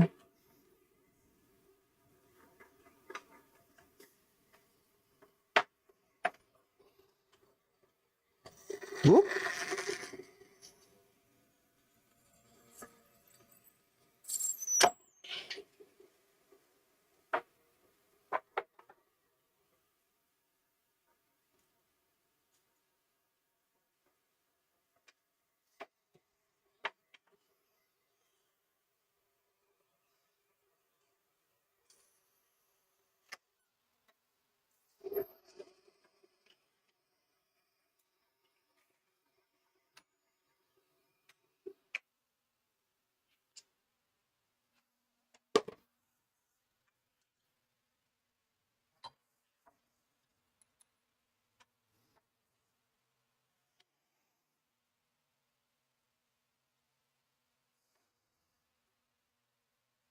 Um,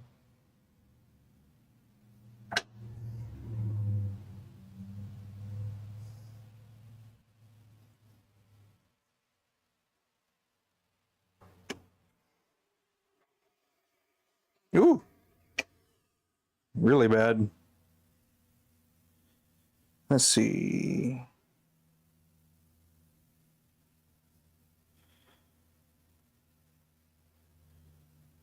There we go.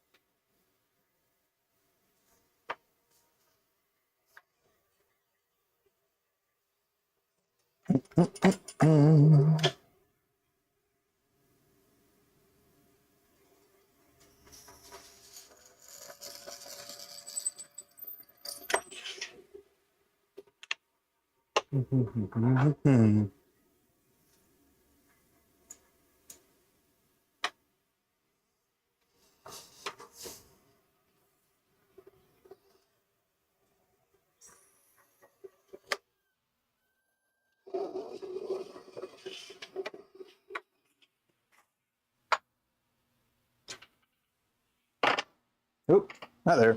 Over there.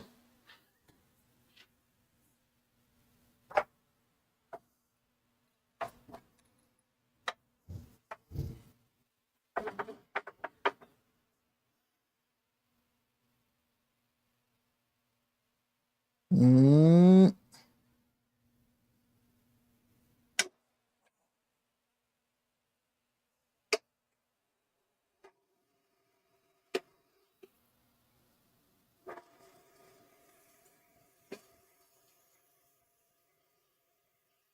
that made it worse.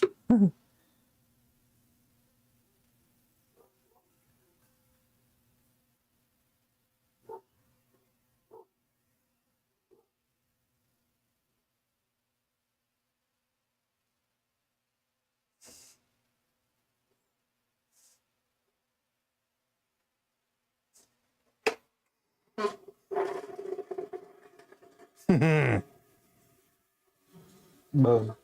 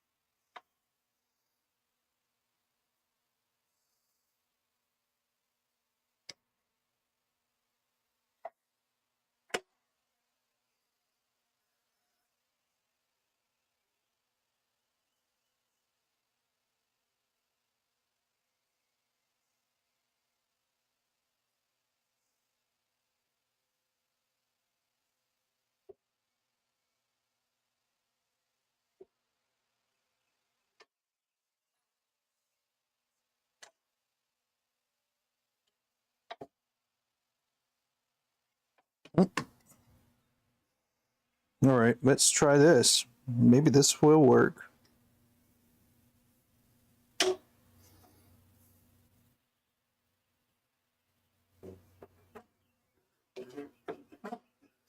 Little couple stamps.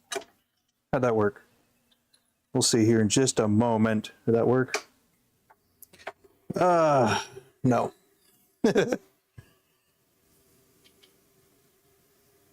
It's all right though. Ooh, yeah. I need to get some more, these particular drill bits. This is ridiculous.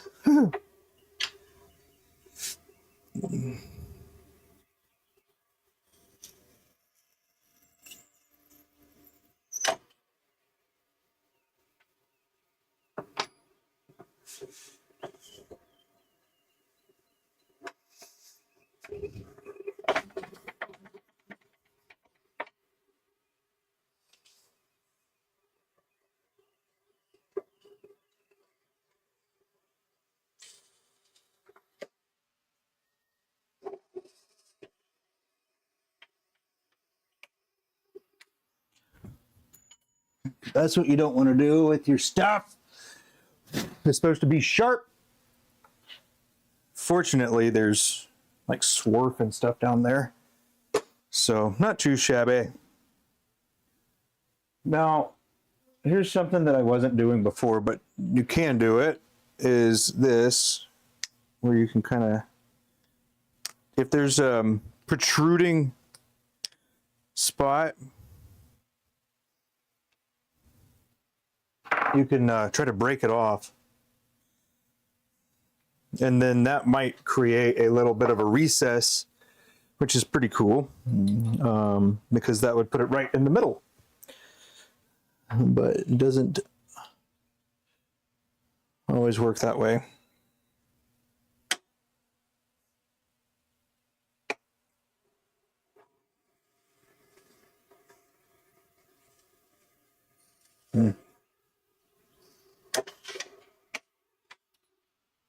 But once you get going, don't mess with it.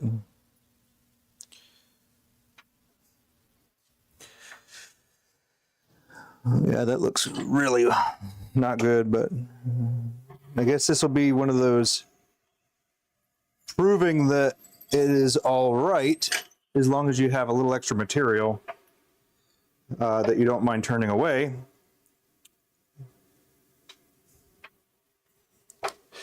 Because that other side is already center punched. Now this one's getting center punched, and as long as it's not too far offset, you won't have to remove too much material to get to where we want here. So pretty interesting. That was something that took me a long time to figure out.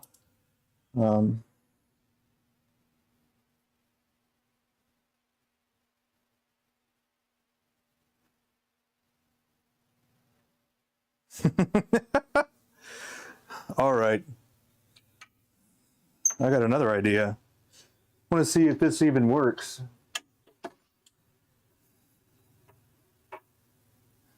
It won't be as fast, I don't think, but all right, let's try this.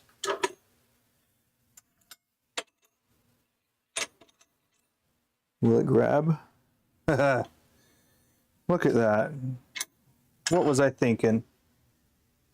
John, you're an idiot. All right, thank you. All right, we're gonna tilt this. Well, how about that?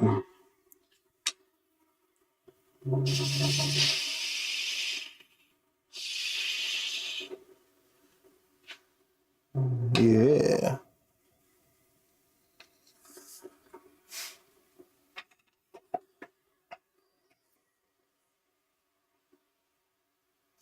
Well, all right. Well, I would say that that is an upgrade. Yeah. That's an upgrade right there. I don't know why I didn't do that before, but this is the way to go. If you already have a taper and you're doing what I'm doing, this is a fantastic way. So dumb. Oh, there we go.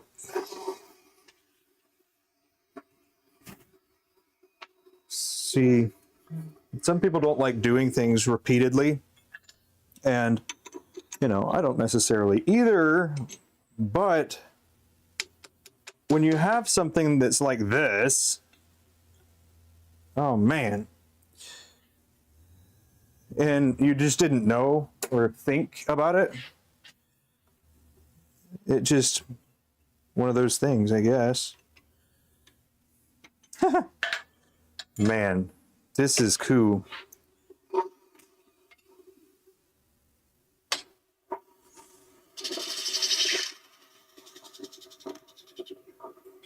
So this will make it even better. Now the other ones are going to turn out just fine as well. So if you were wondering about that.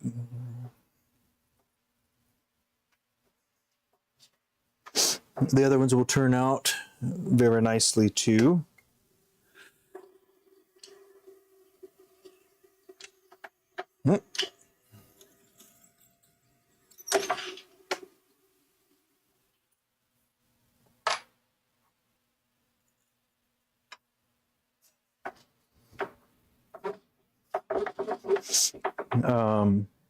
And then a way that you don't have to really mess with the tool rest over and over again is you just have it canted so you can still use it when you need it, and then also it's out of the way for this part.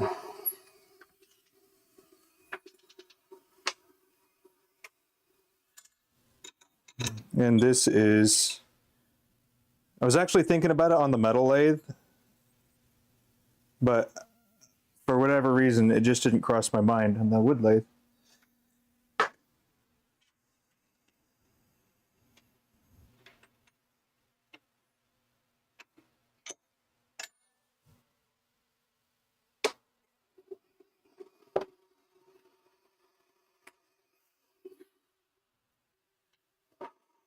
Just be careful, because you're going to be going in reverse back and forth if you do happen to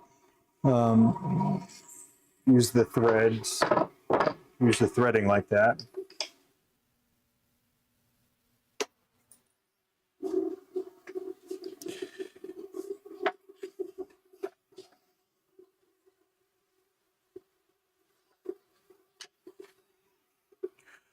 All right, I got a question.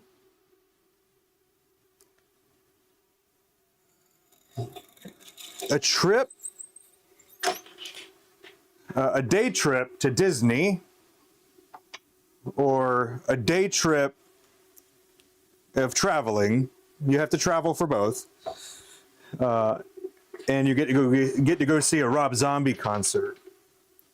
Which one are you going to go for?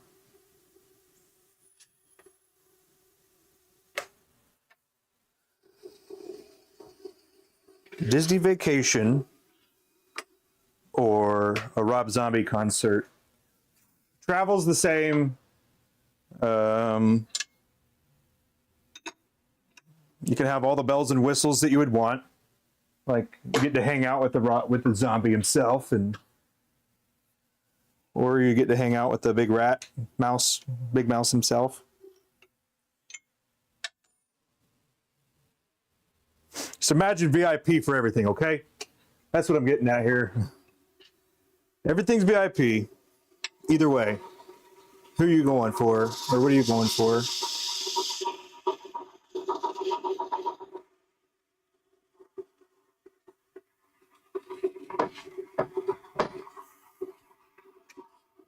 Nobody? All right. Well, that's what it was last year for me. I ended up going to Disney because I'm a family man and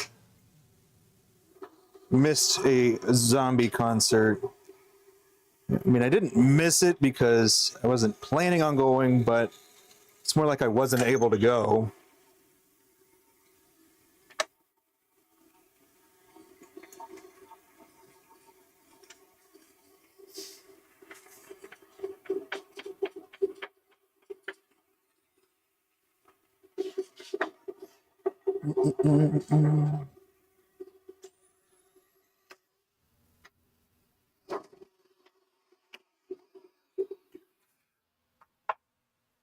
Bum, bum, bum.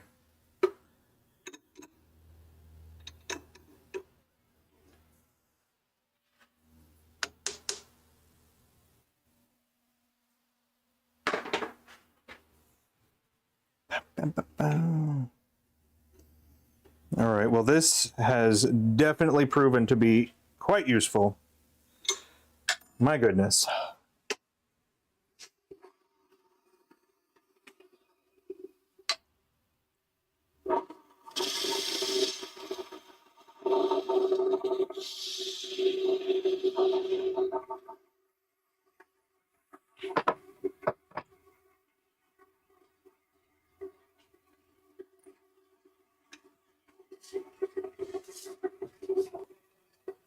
Got any turners in here?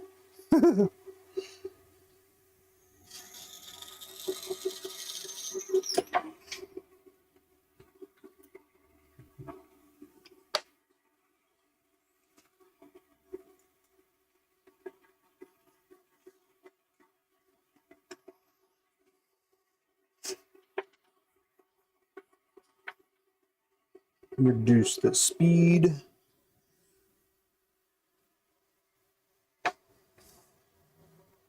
There we go.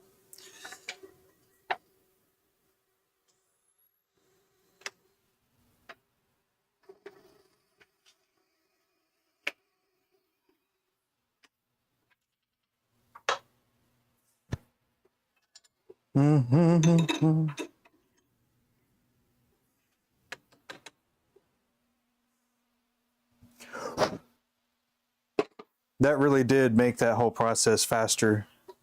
That was nice. So now I don't even have to worry about lining it up like I was doing before. Wow, just, that's nice.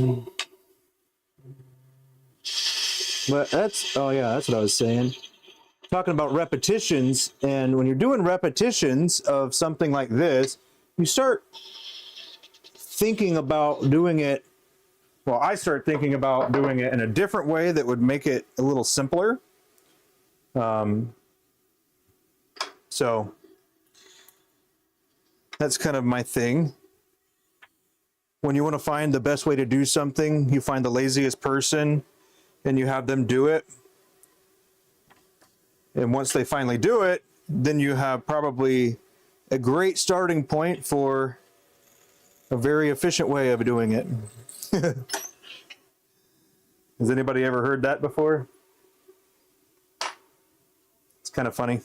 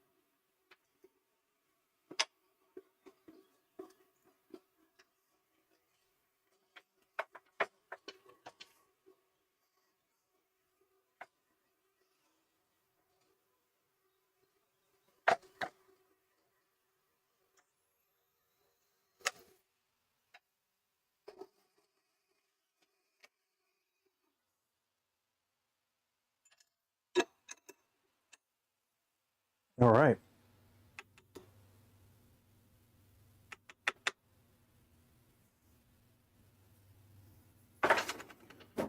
Okay, so we're done with that. Put our tools away here. Now,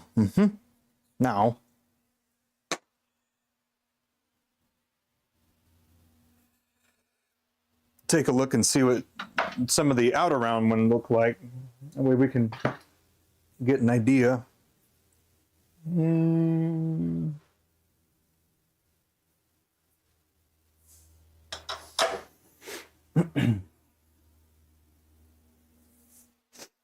Let's see. Bum, bum, bum. All right, they don't look much different now, but how about that? Now we got this.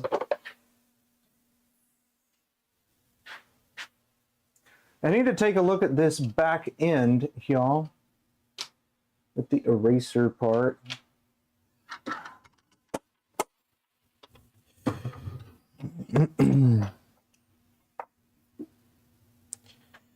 Let's see. Wow. Eraser, hello.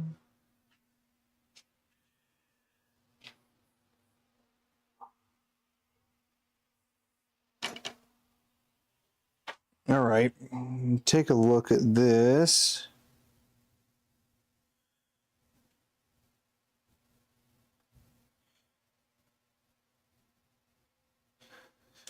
Yeah.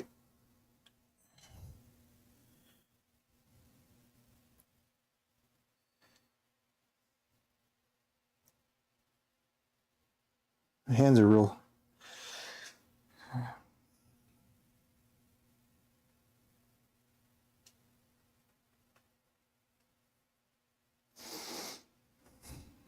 Okay. Oh, there's the other one.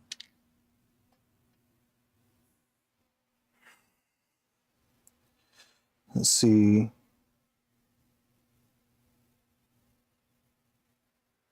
Ba-ba-bum. All right. What size? No.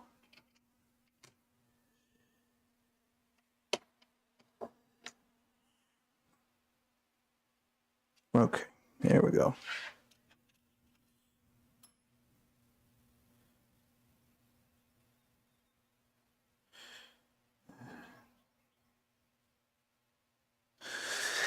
It's like catching it on a little lip.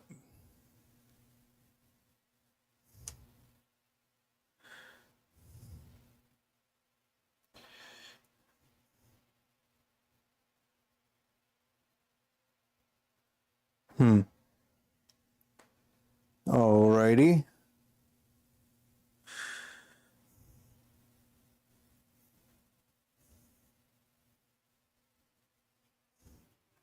All right. Well, that's cool. I don't think I actually need to do any adjustments.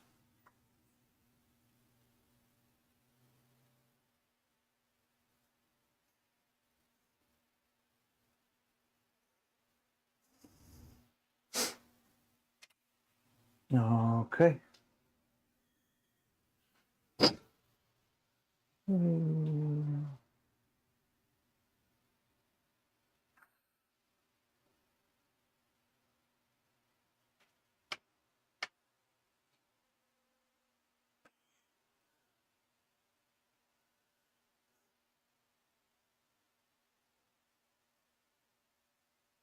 This one, alrighty.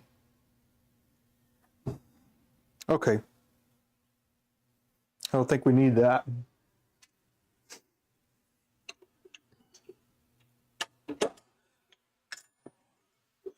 All right. Now from here, what we're gonna do actually is, I think, turn between centers. Yeah. So let me get this put away a little bit.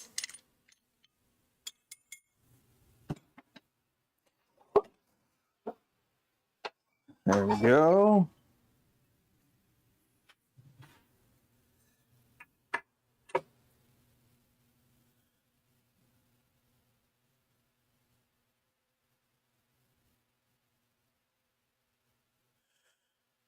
So one of the foreseeable things with this, sorry, my bad. That's not what we're doing. We're not turning between centers because we're going to use our taper thing here. That way I don't have to put any more pressure on the back end until it's time to sand.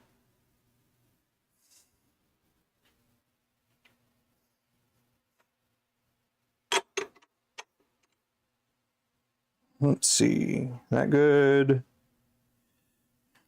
That's good enough.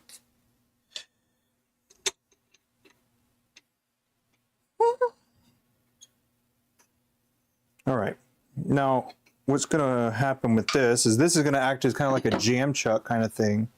And then for here, I've got to see if, so that is a option, or I've actually made a tiny little mandrel that's threaded, so it'll go as far as I need it to, and then it also has a little recess on the other end. So that's what we're going to do. We're going to use this. Hopefully it won't strip out. If it does, obviously we'll have to swap up our techniques, but I think this will do just fine.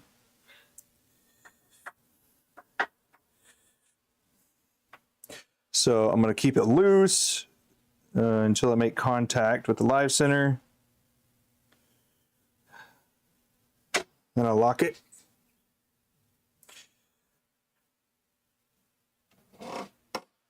There.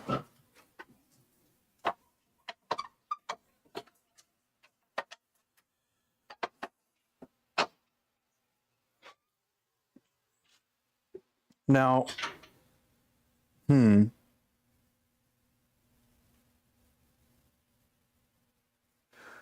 think what I'm going to do right quick is flip that around. That way I can have more material pushed outward.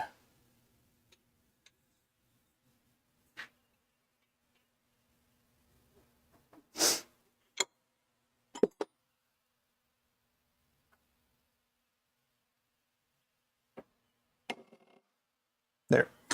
Oh, shit. Oop, I mean.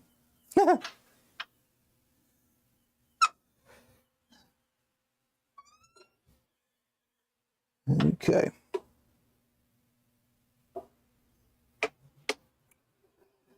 And we're spinning in reverse.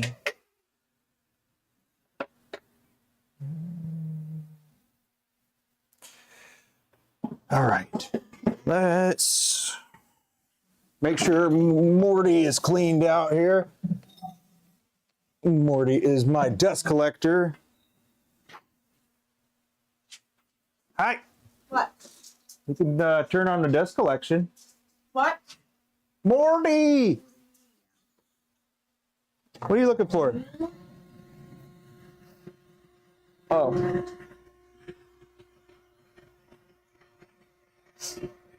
Hey, buddy.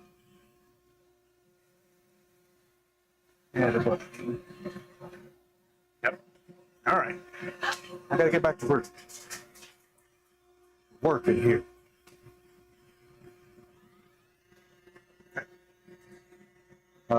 That is going to be the end.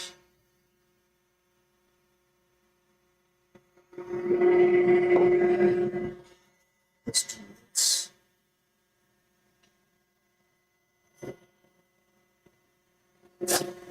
Snake wood in there.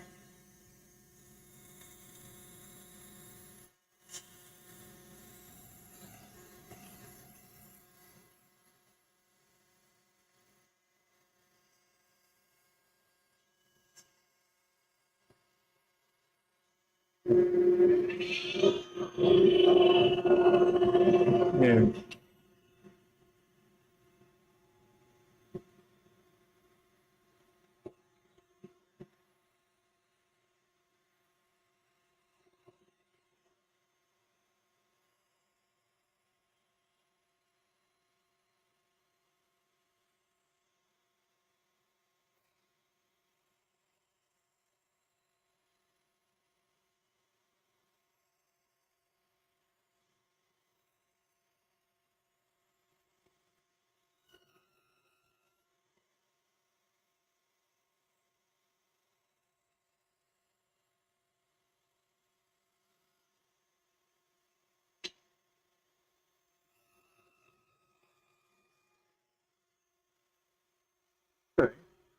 up and see what that looks like.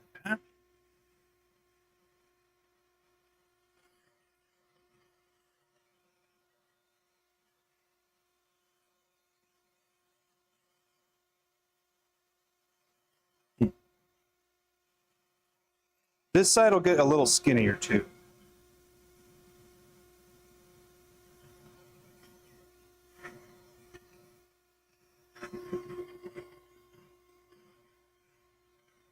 The jam chug!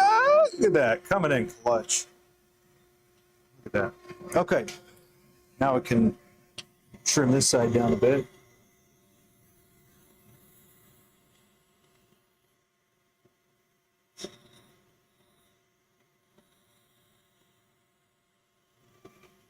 Don't want to push too hard. Try to take too big bites. These will get sanded between center. Just turning between center screws what causes it to chatter as much as it does. Now, I wonder if this will still go how I want it to here on the inside. Oh yeah, no problem.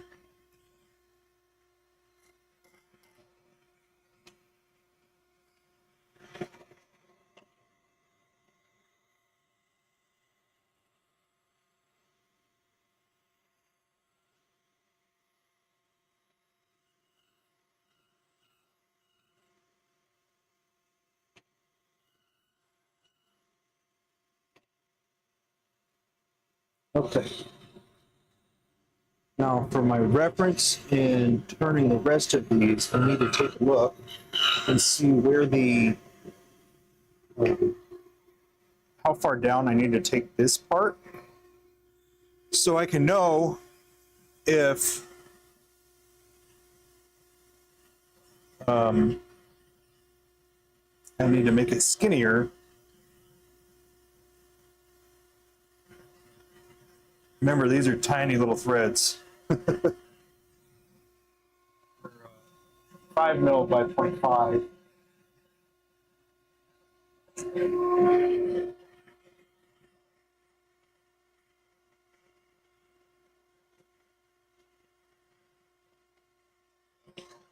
Okay.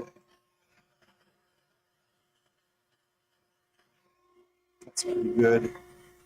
Don't want it to have too much of a step there, but I need to make sure that it is strong enough at the front end. Yeah. Which I think it is.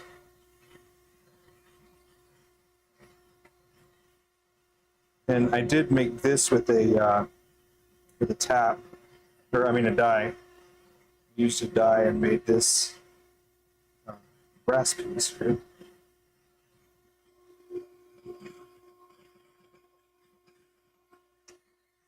Nice and a little bit, so we're gonna drop down a little bit, get up close.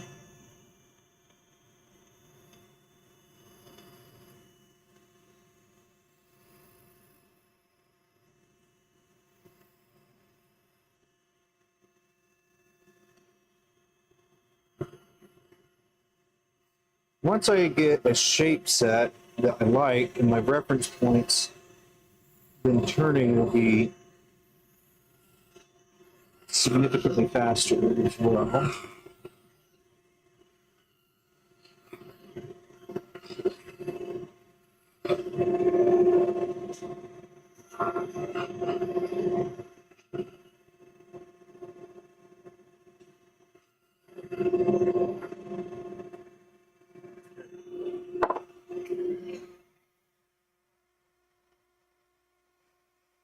Well, that's cool.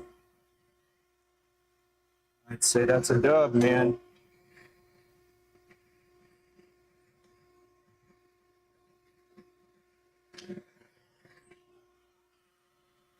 And use this to take it out.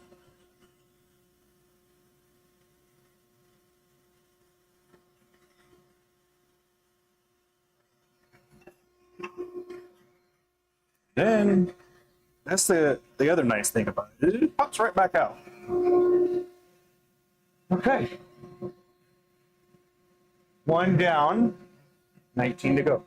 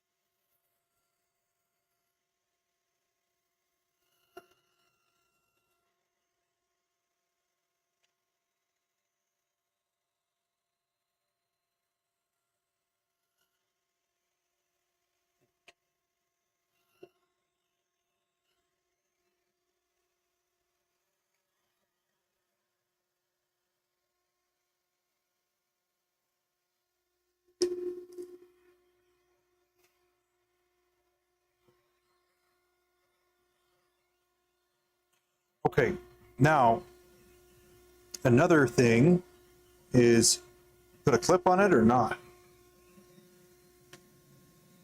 Let's see, I've got clips over here.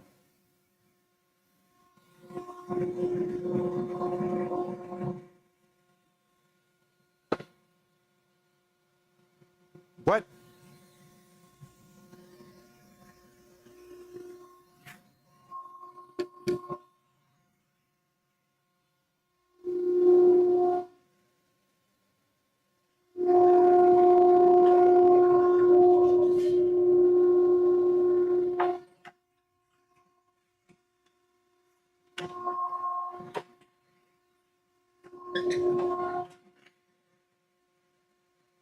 Those are my other clips.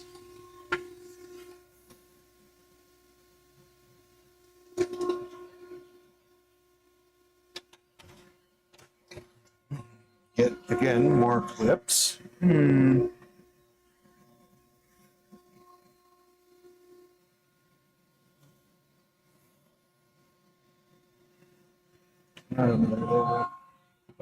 are the clips.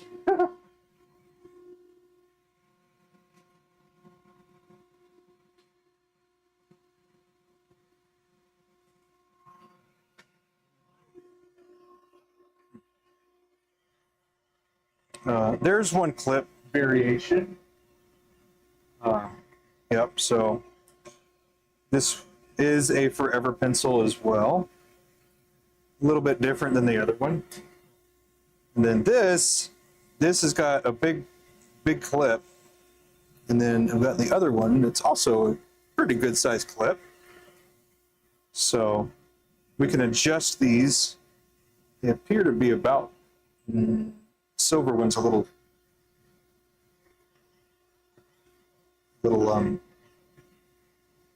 smaller. Okay.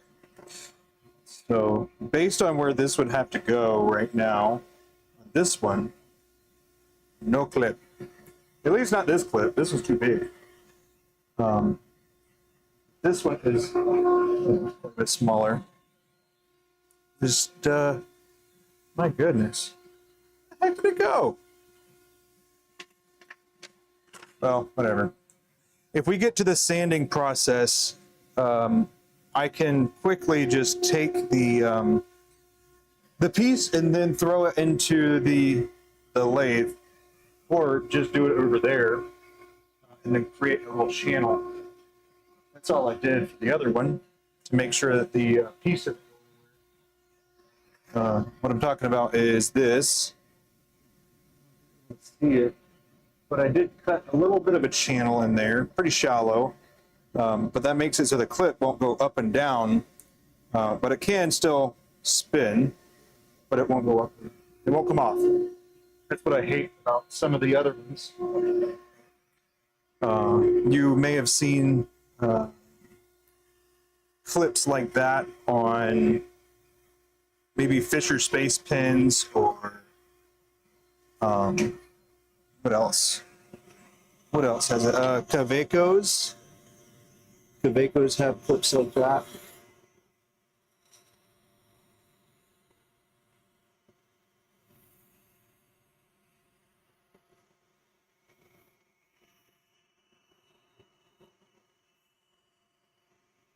Oh man, what a great turnout.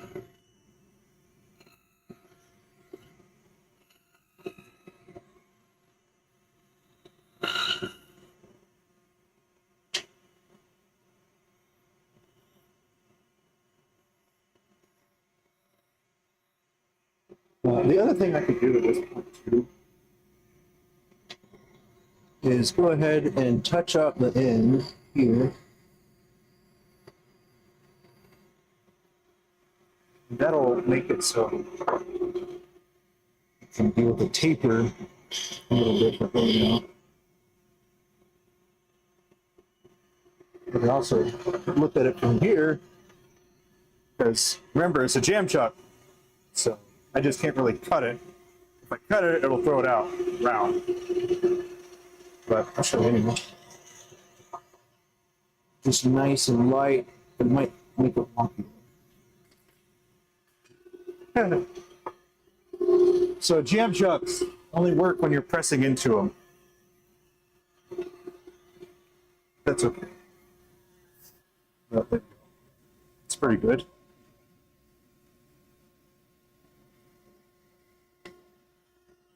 And as for the other thing here, I should have measured.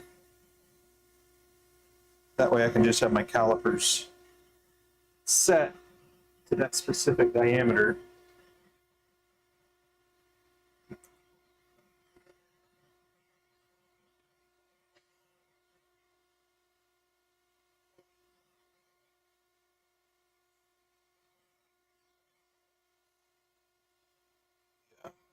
You take it a little bit down. See?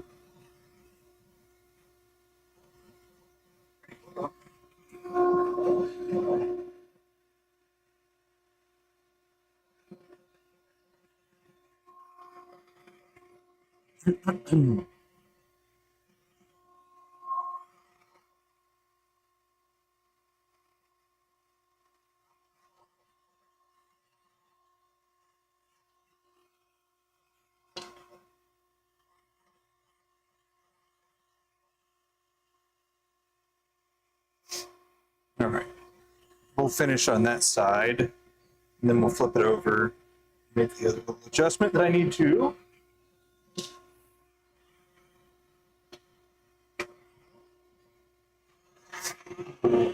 Squirt up.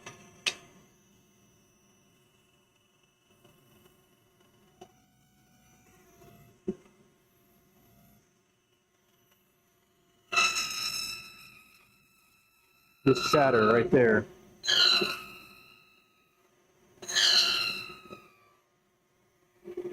That's all right.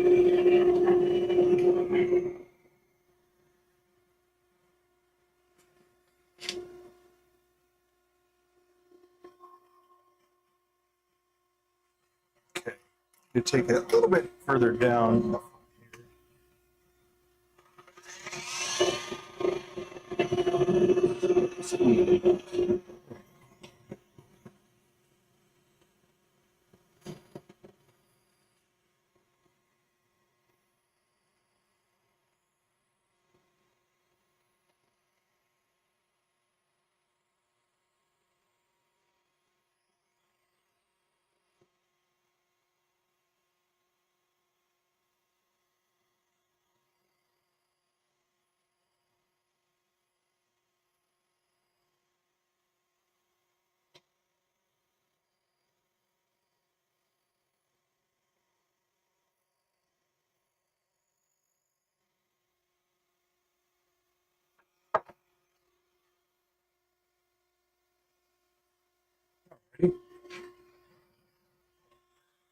Let's see how we're looking.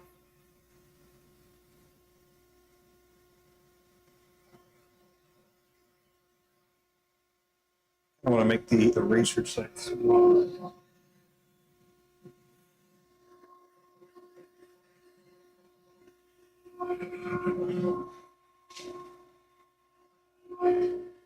All right, so this is the one that I just did. The other one that I had done before. Now, these particular holes,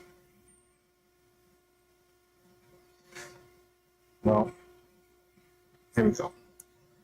So that's going to go like that. I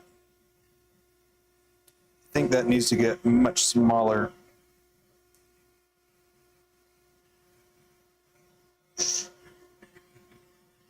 Yeah. What do y'all think? Shoulder there?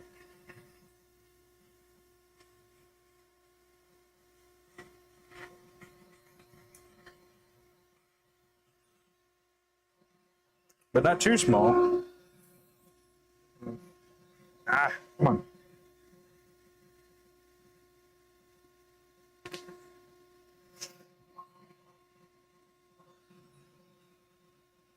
Some of these erasers vary ever so slightly.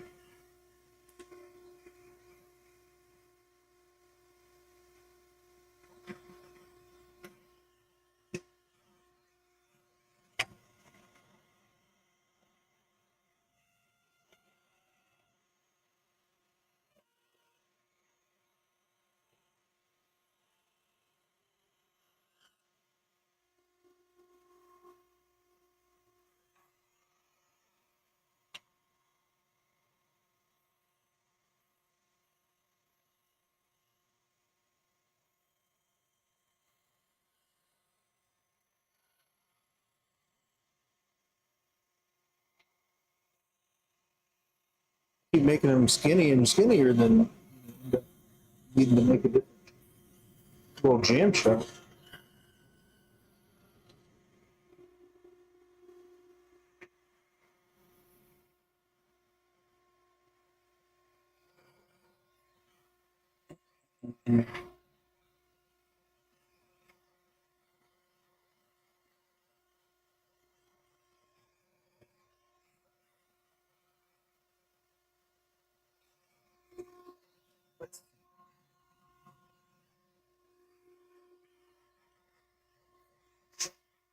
Do millimeter. Just at the very end, I want to know. So 767.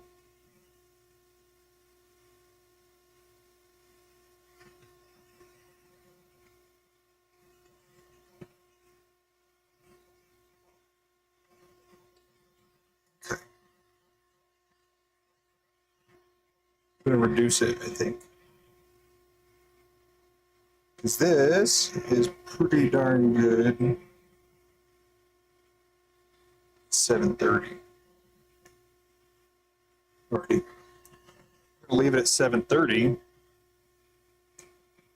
And then this will be the very start of that. And it would be.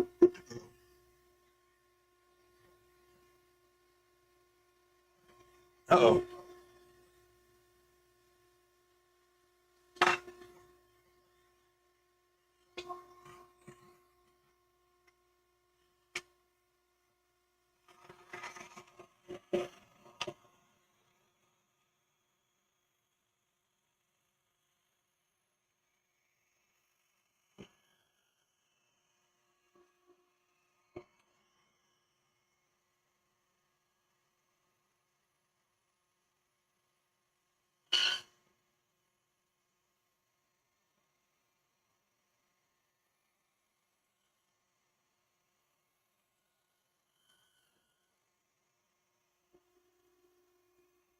Alrighty.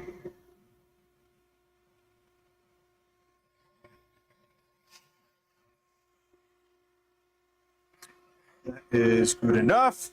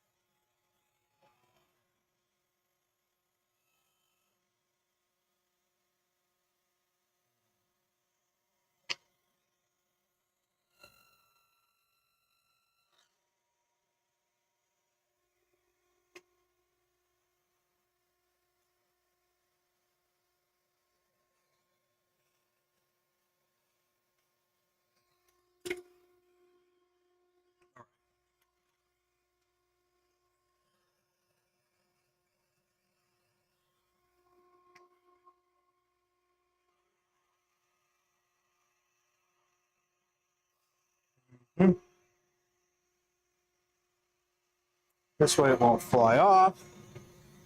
Hopefully I'll be able to reduce the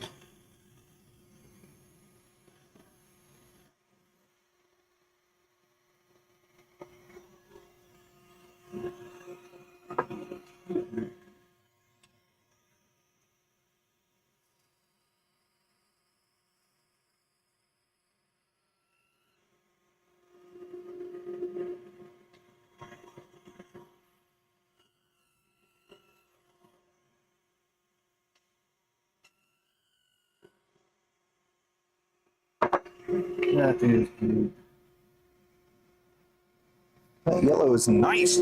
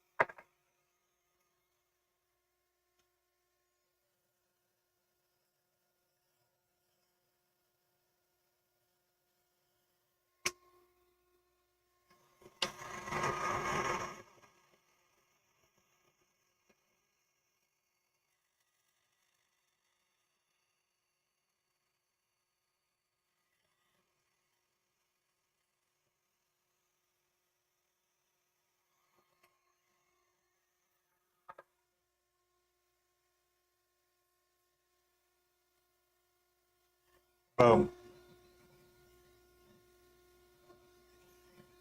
This will get kind of knocked off. Inside, we'll have a nice little bevel.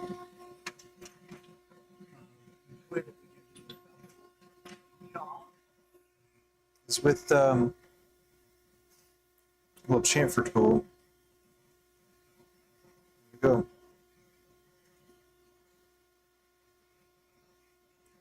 Just knocks off the corner.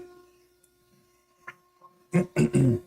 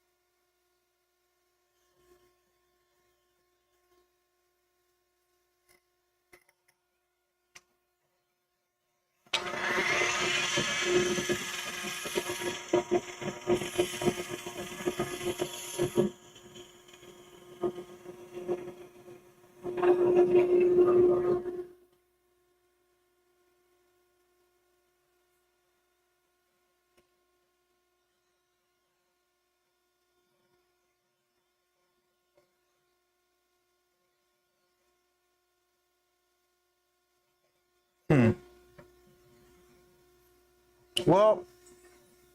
how about that? I've been going at it for good 3.5 hours now. I think I'm gonna hit a little pause so I can go replenish. But for showing, this is what we've been doing.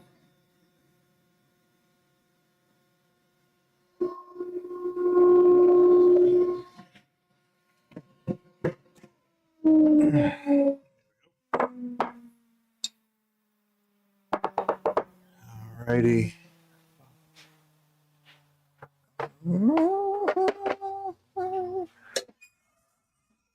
That was unpleasant sounding. All right. Let's hop back over here for a second. Boom. What up? What up? What up?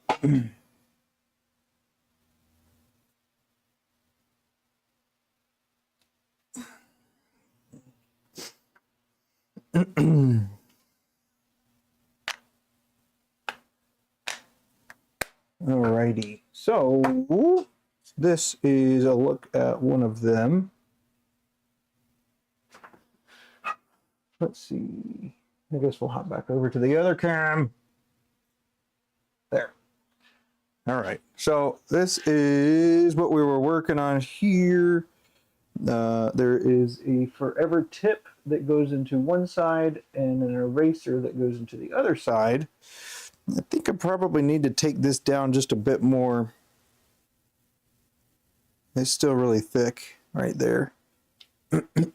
But, you know, it's a little, just a nice little forever pencil. Yeah, need to take that down a bit more. But I'd say so far these are coming along nicely. Yep. Yeah. I'm gonna try to just make it a little bit more streamlined there. Yep. That's the plan. But yeah, until that time, I reckon I will go ahead and call it for now. Thank you all so very much for hanging out. I appreciate you. So that was making the forever pencil. I'm going to end up sanding and polishing these in between centers. So no special stuff needed in that case. Probably made some things more complicated than they needed to be, but that's okay. That's all right. That's just a part of the learning process, right? Anywho. All right. Well, thank you for being here. You made my day. And I will see you next time. Have a good day.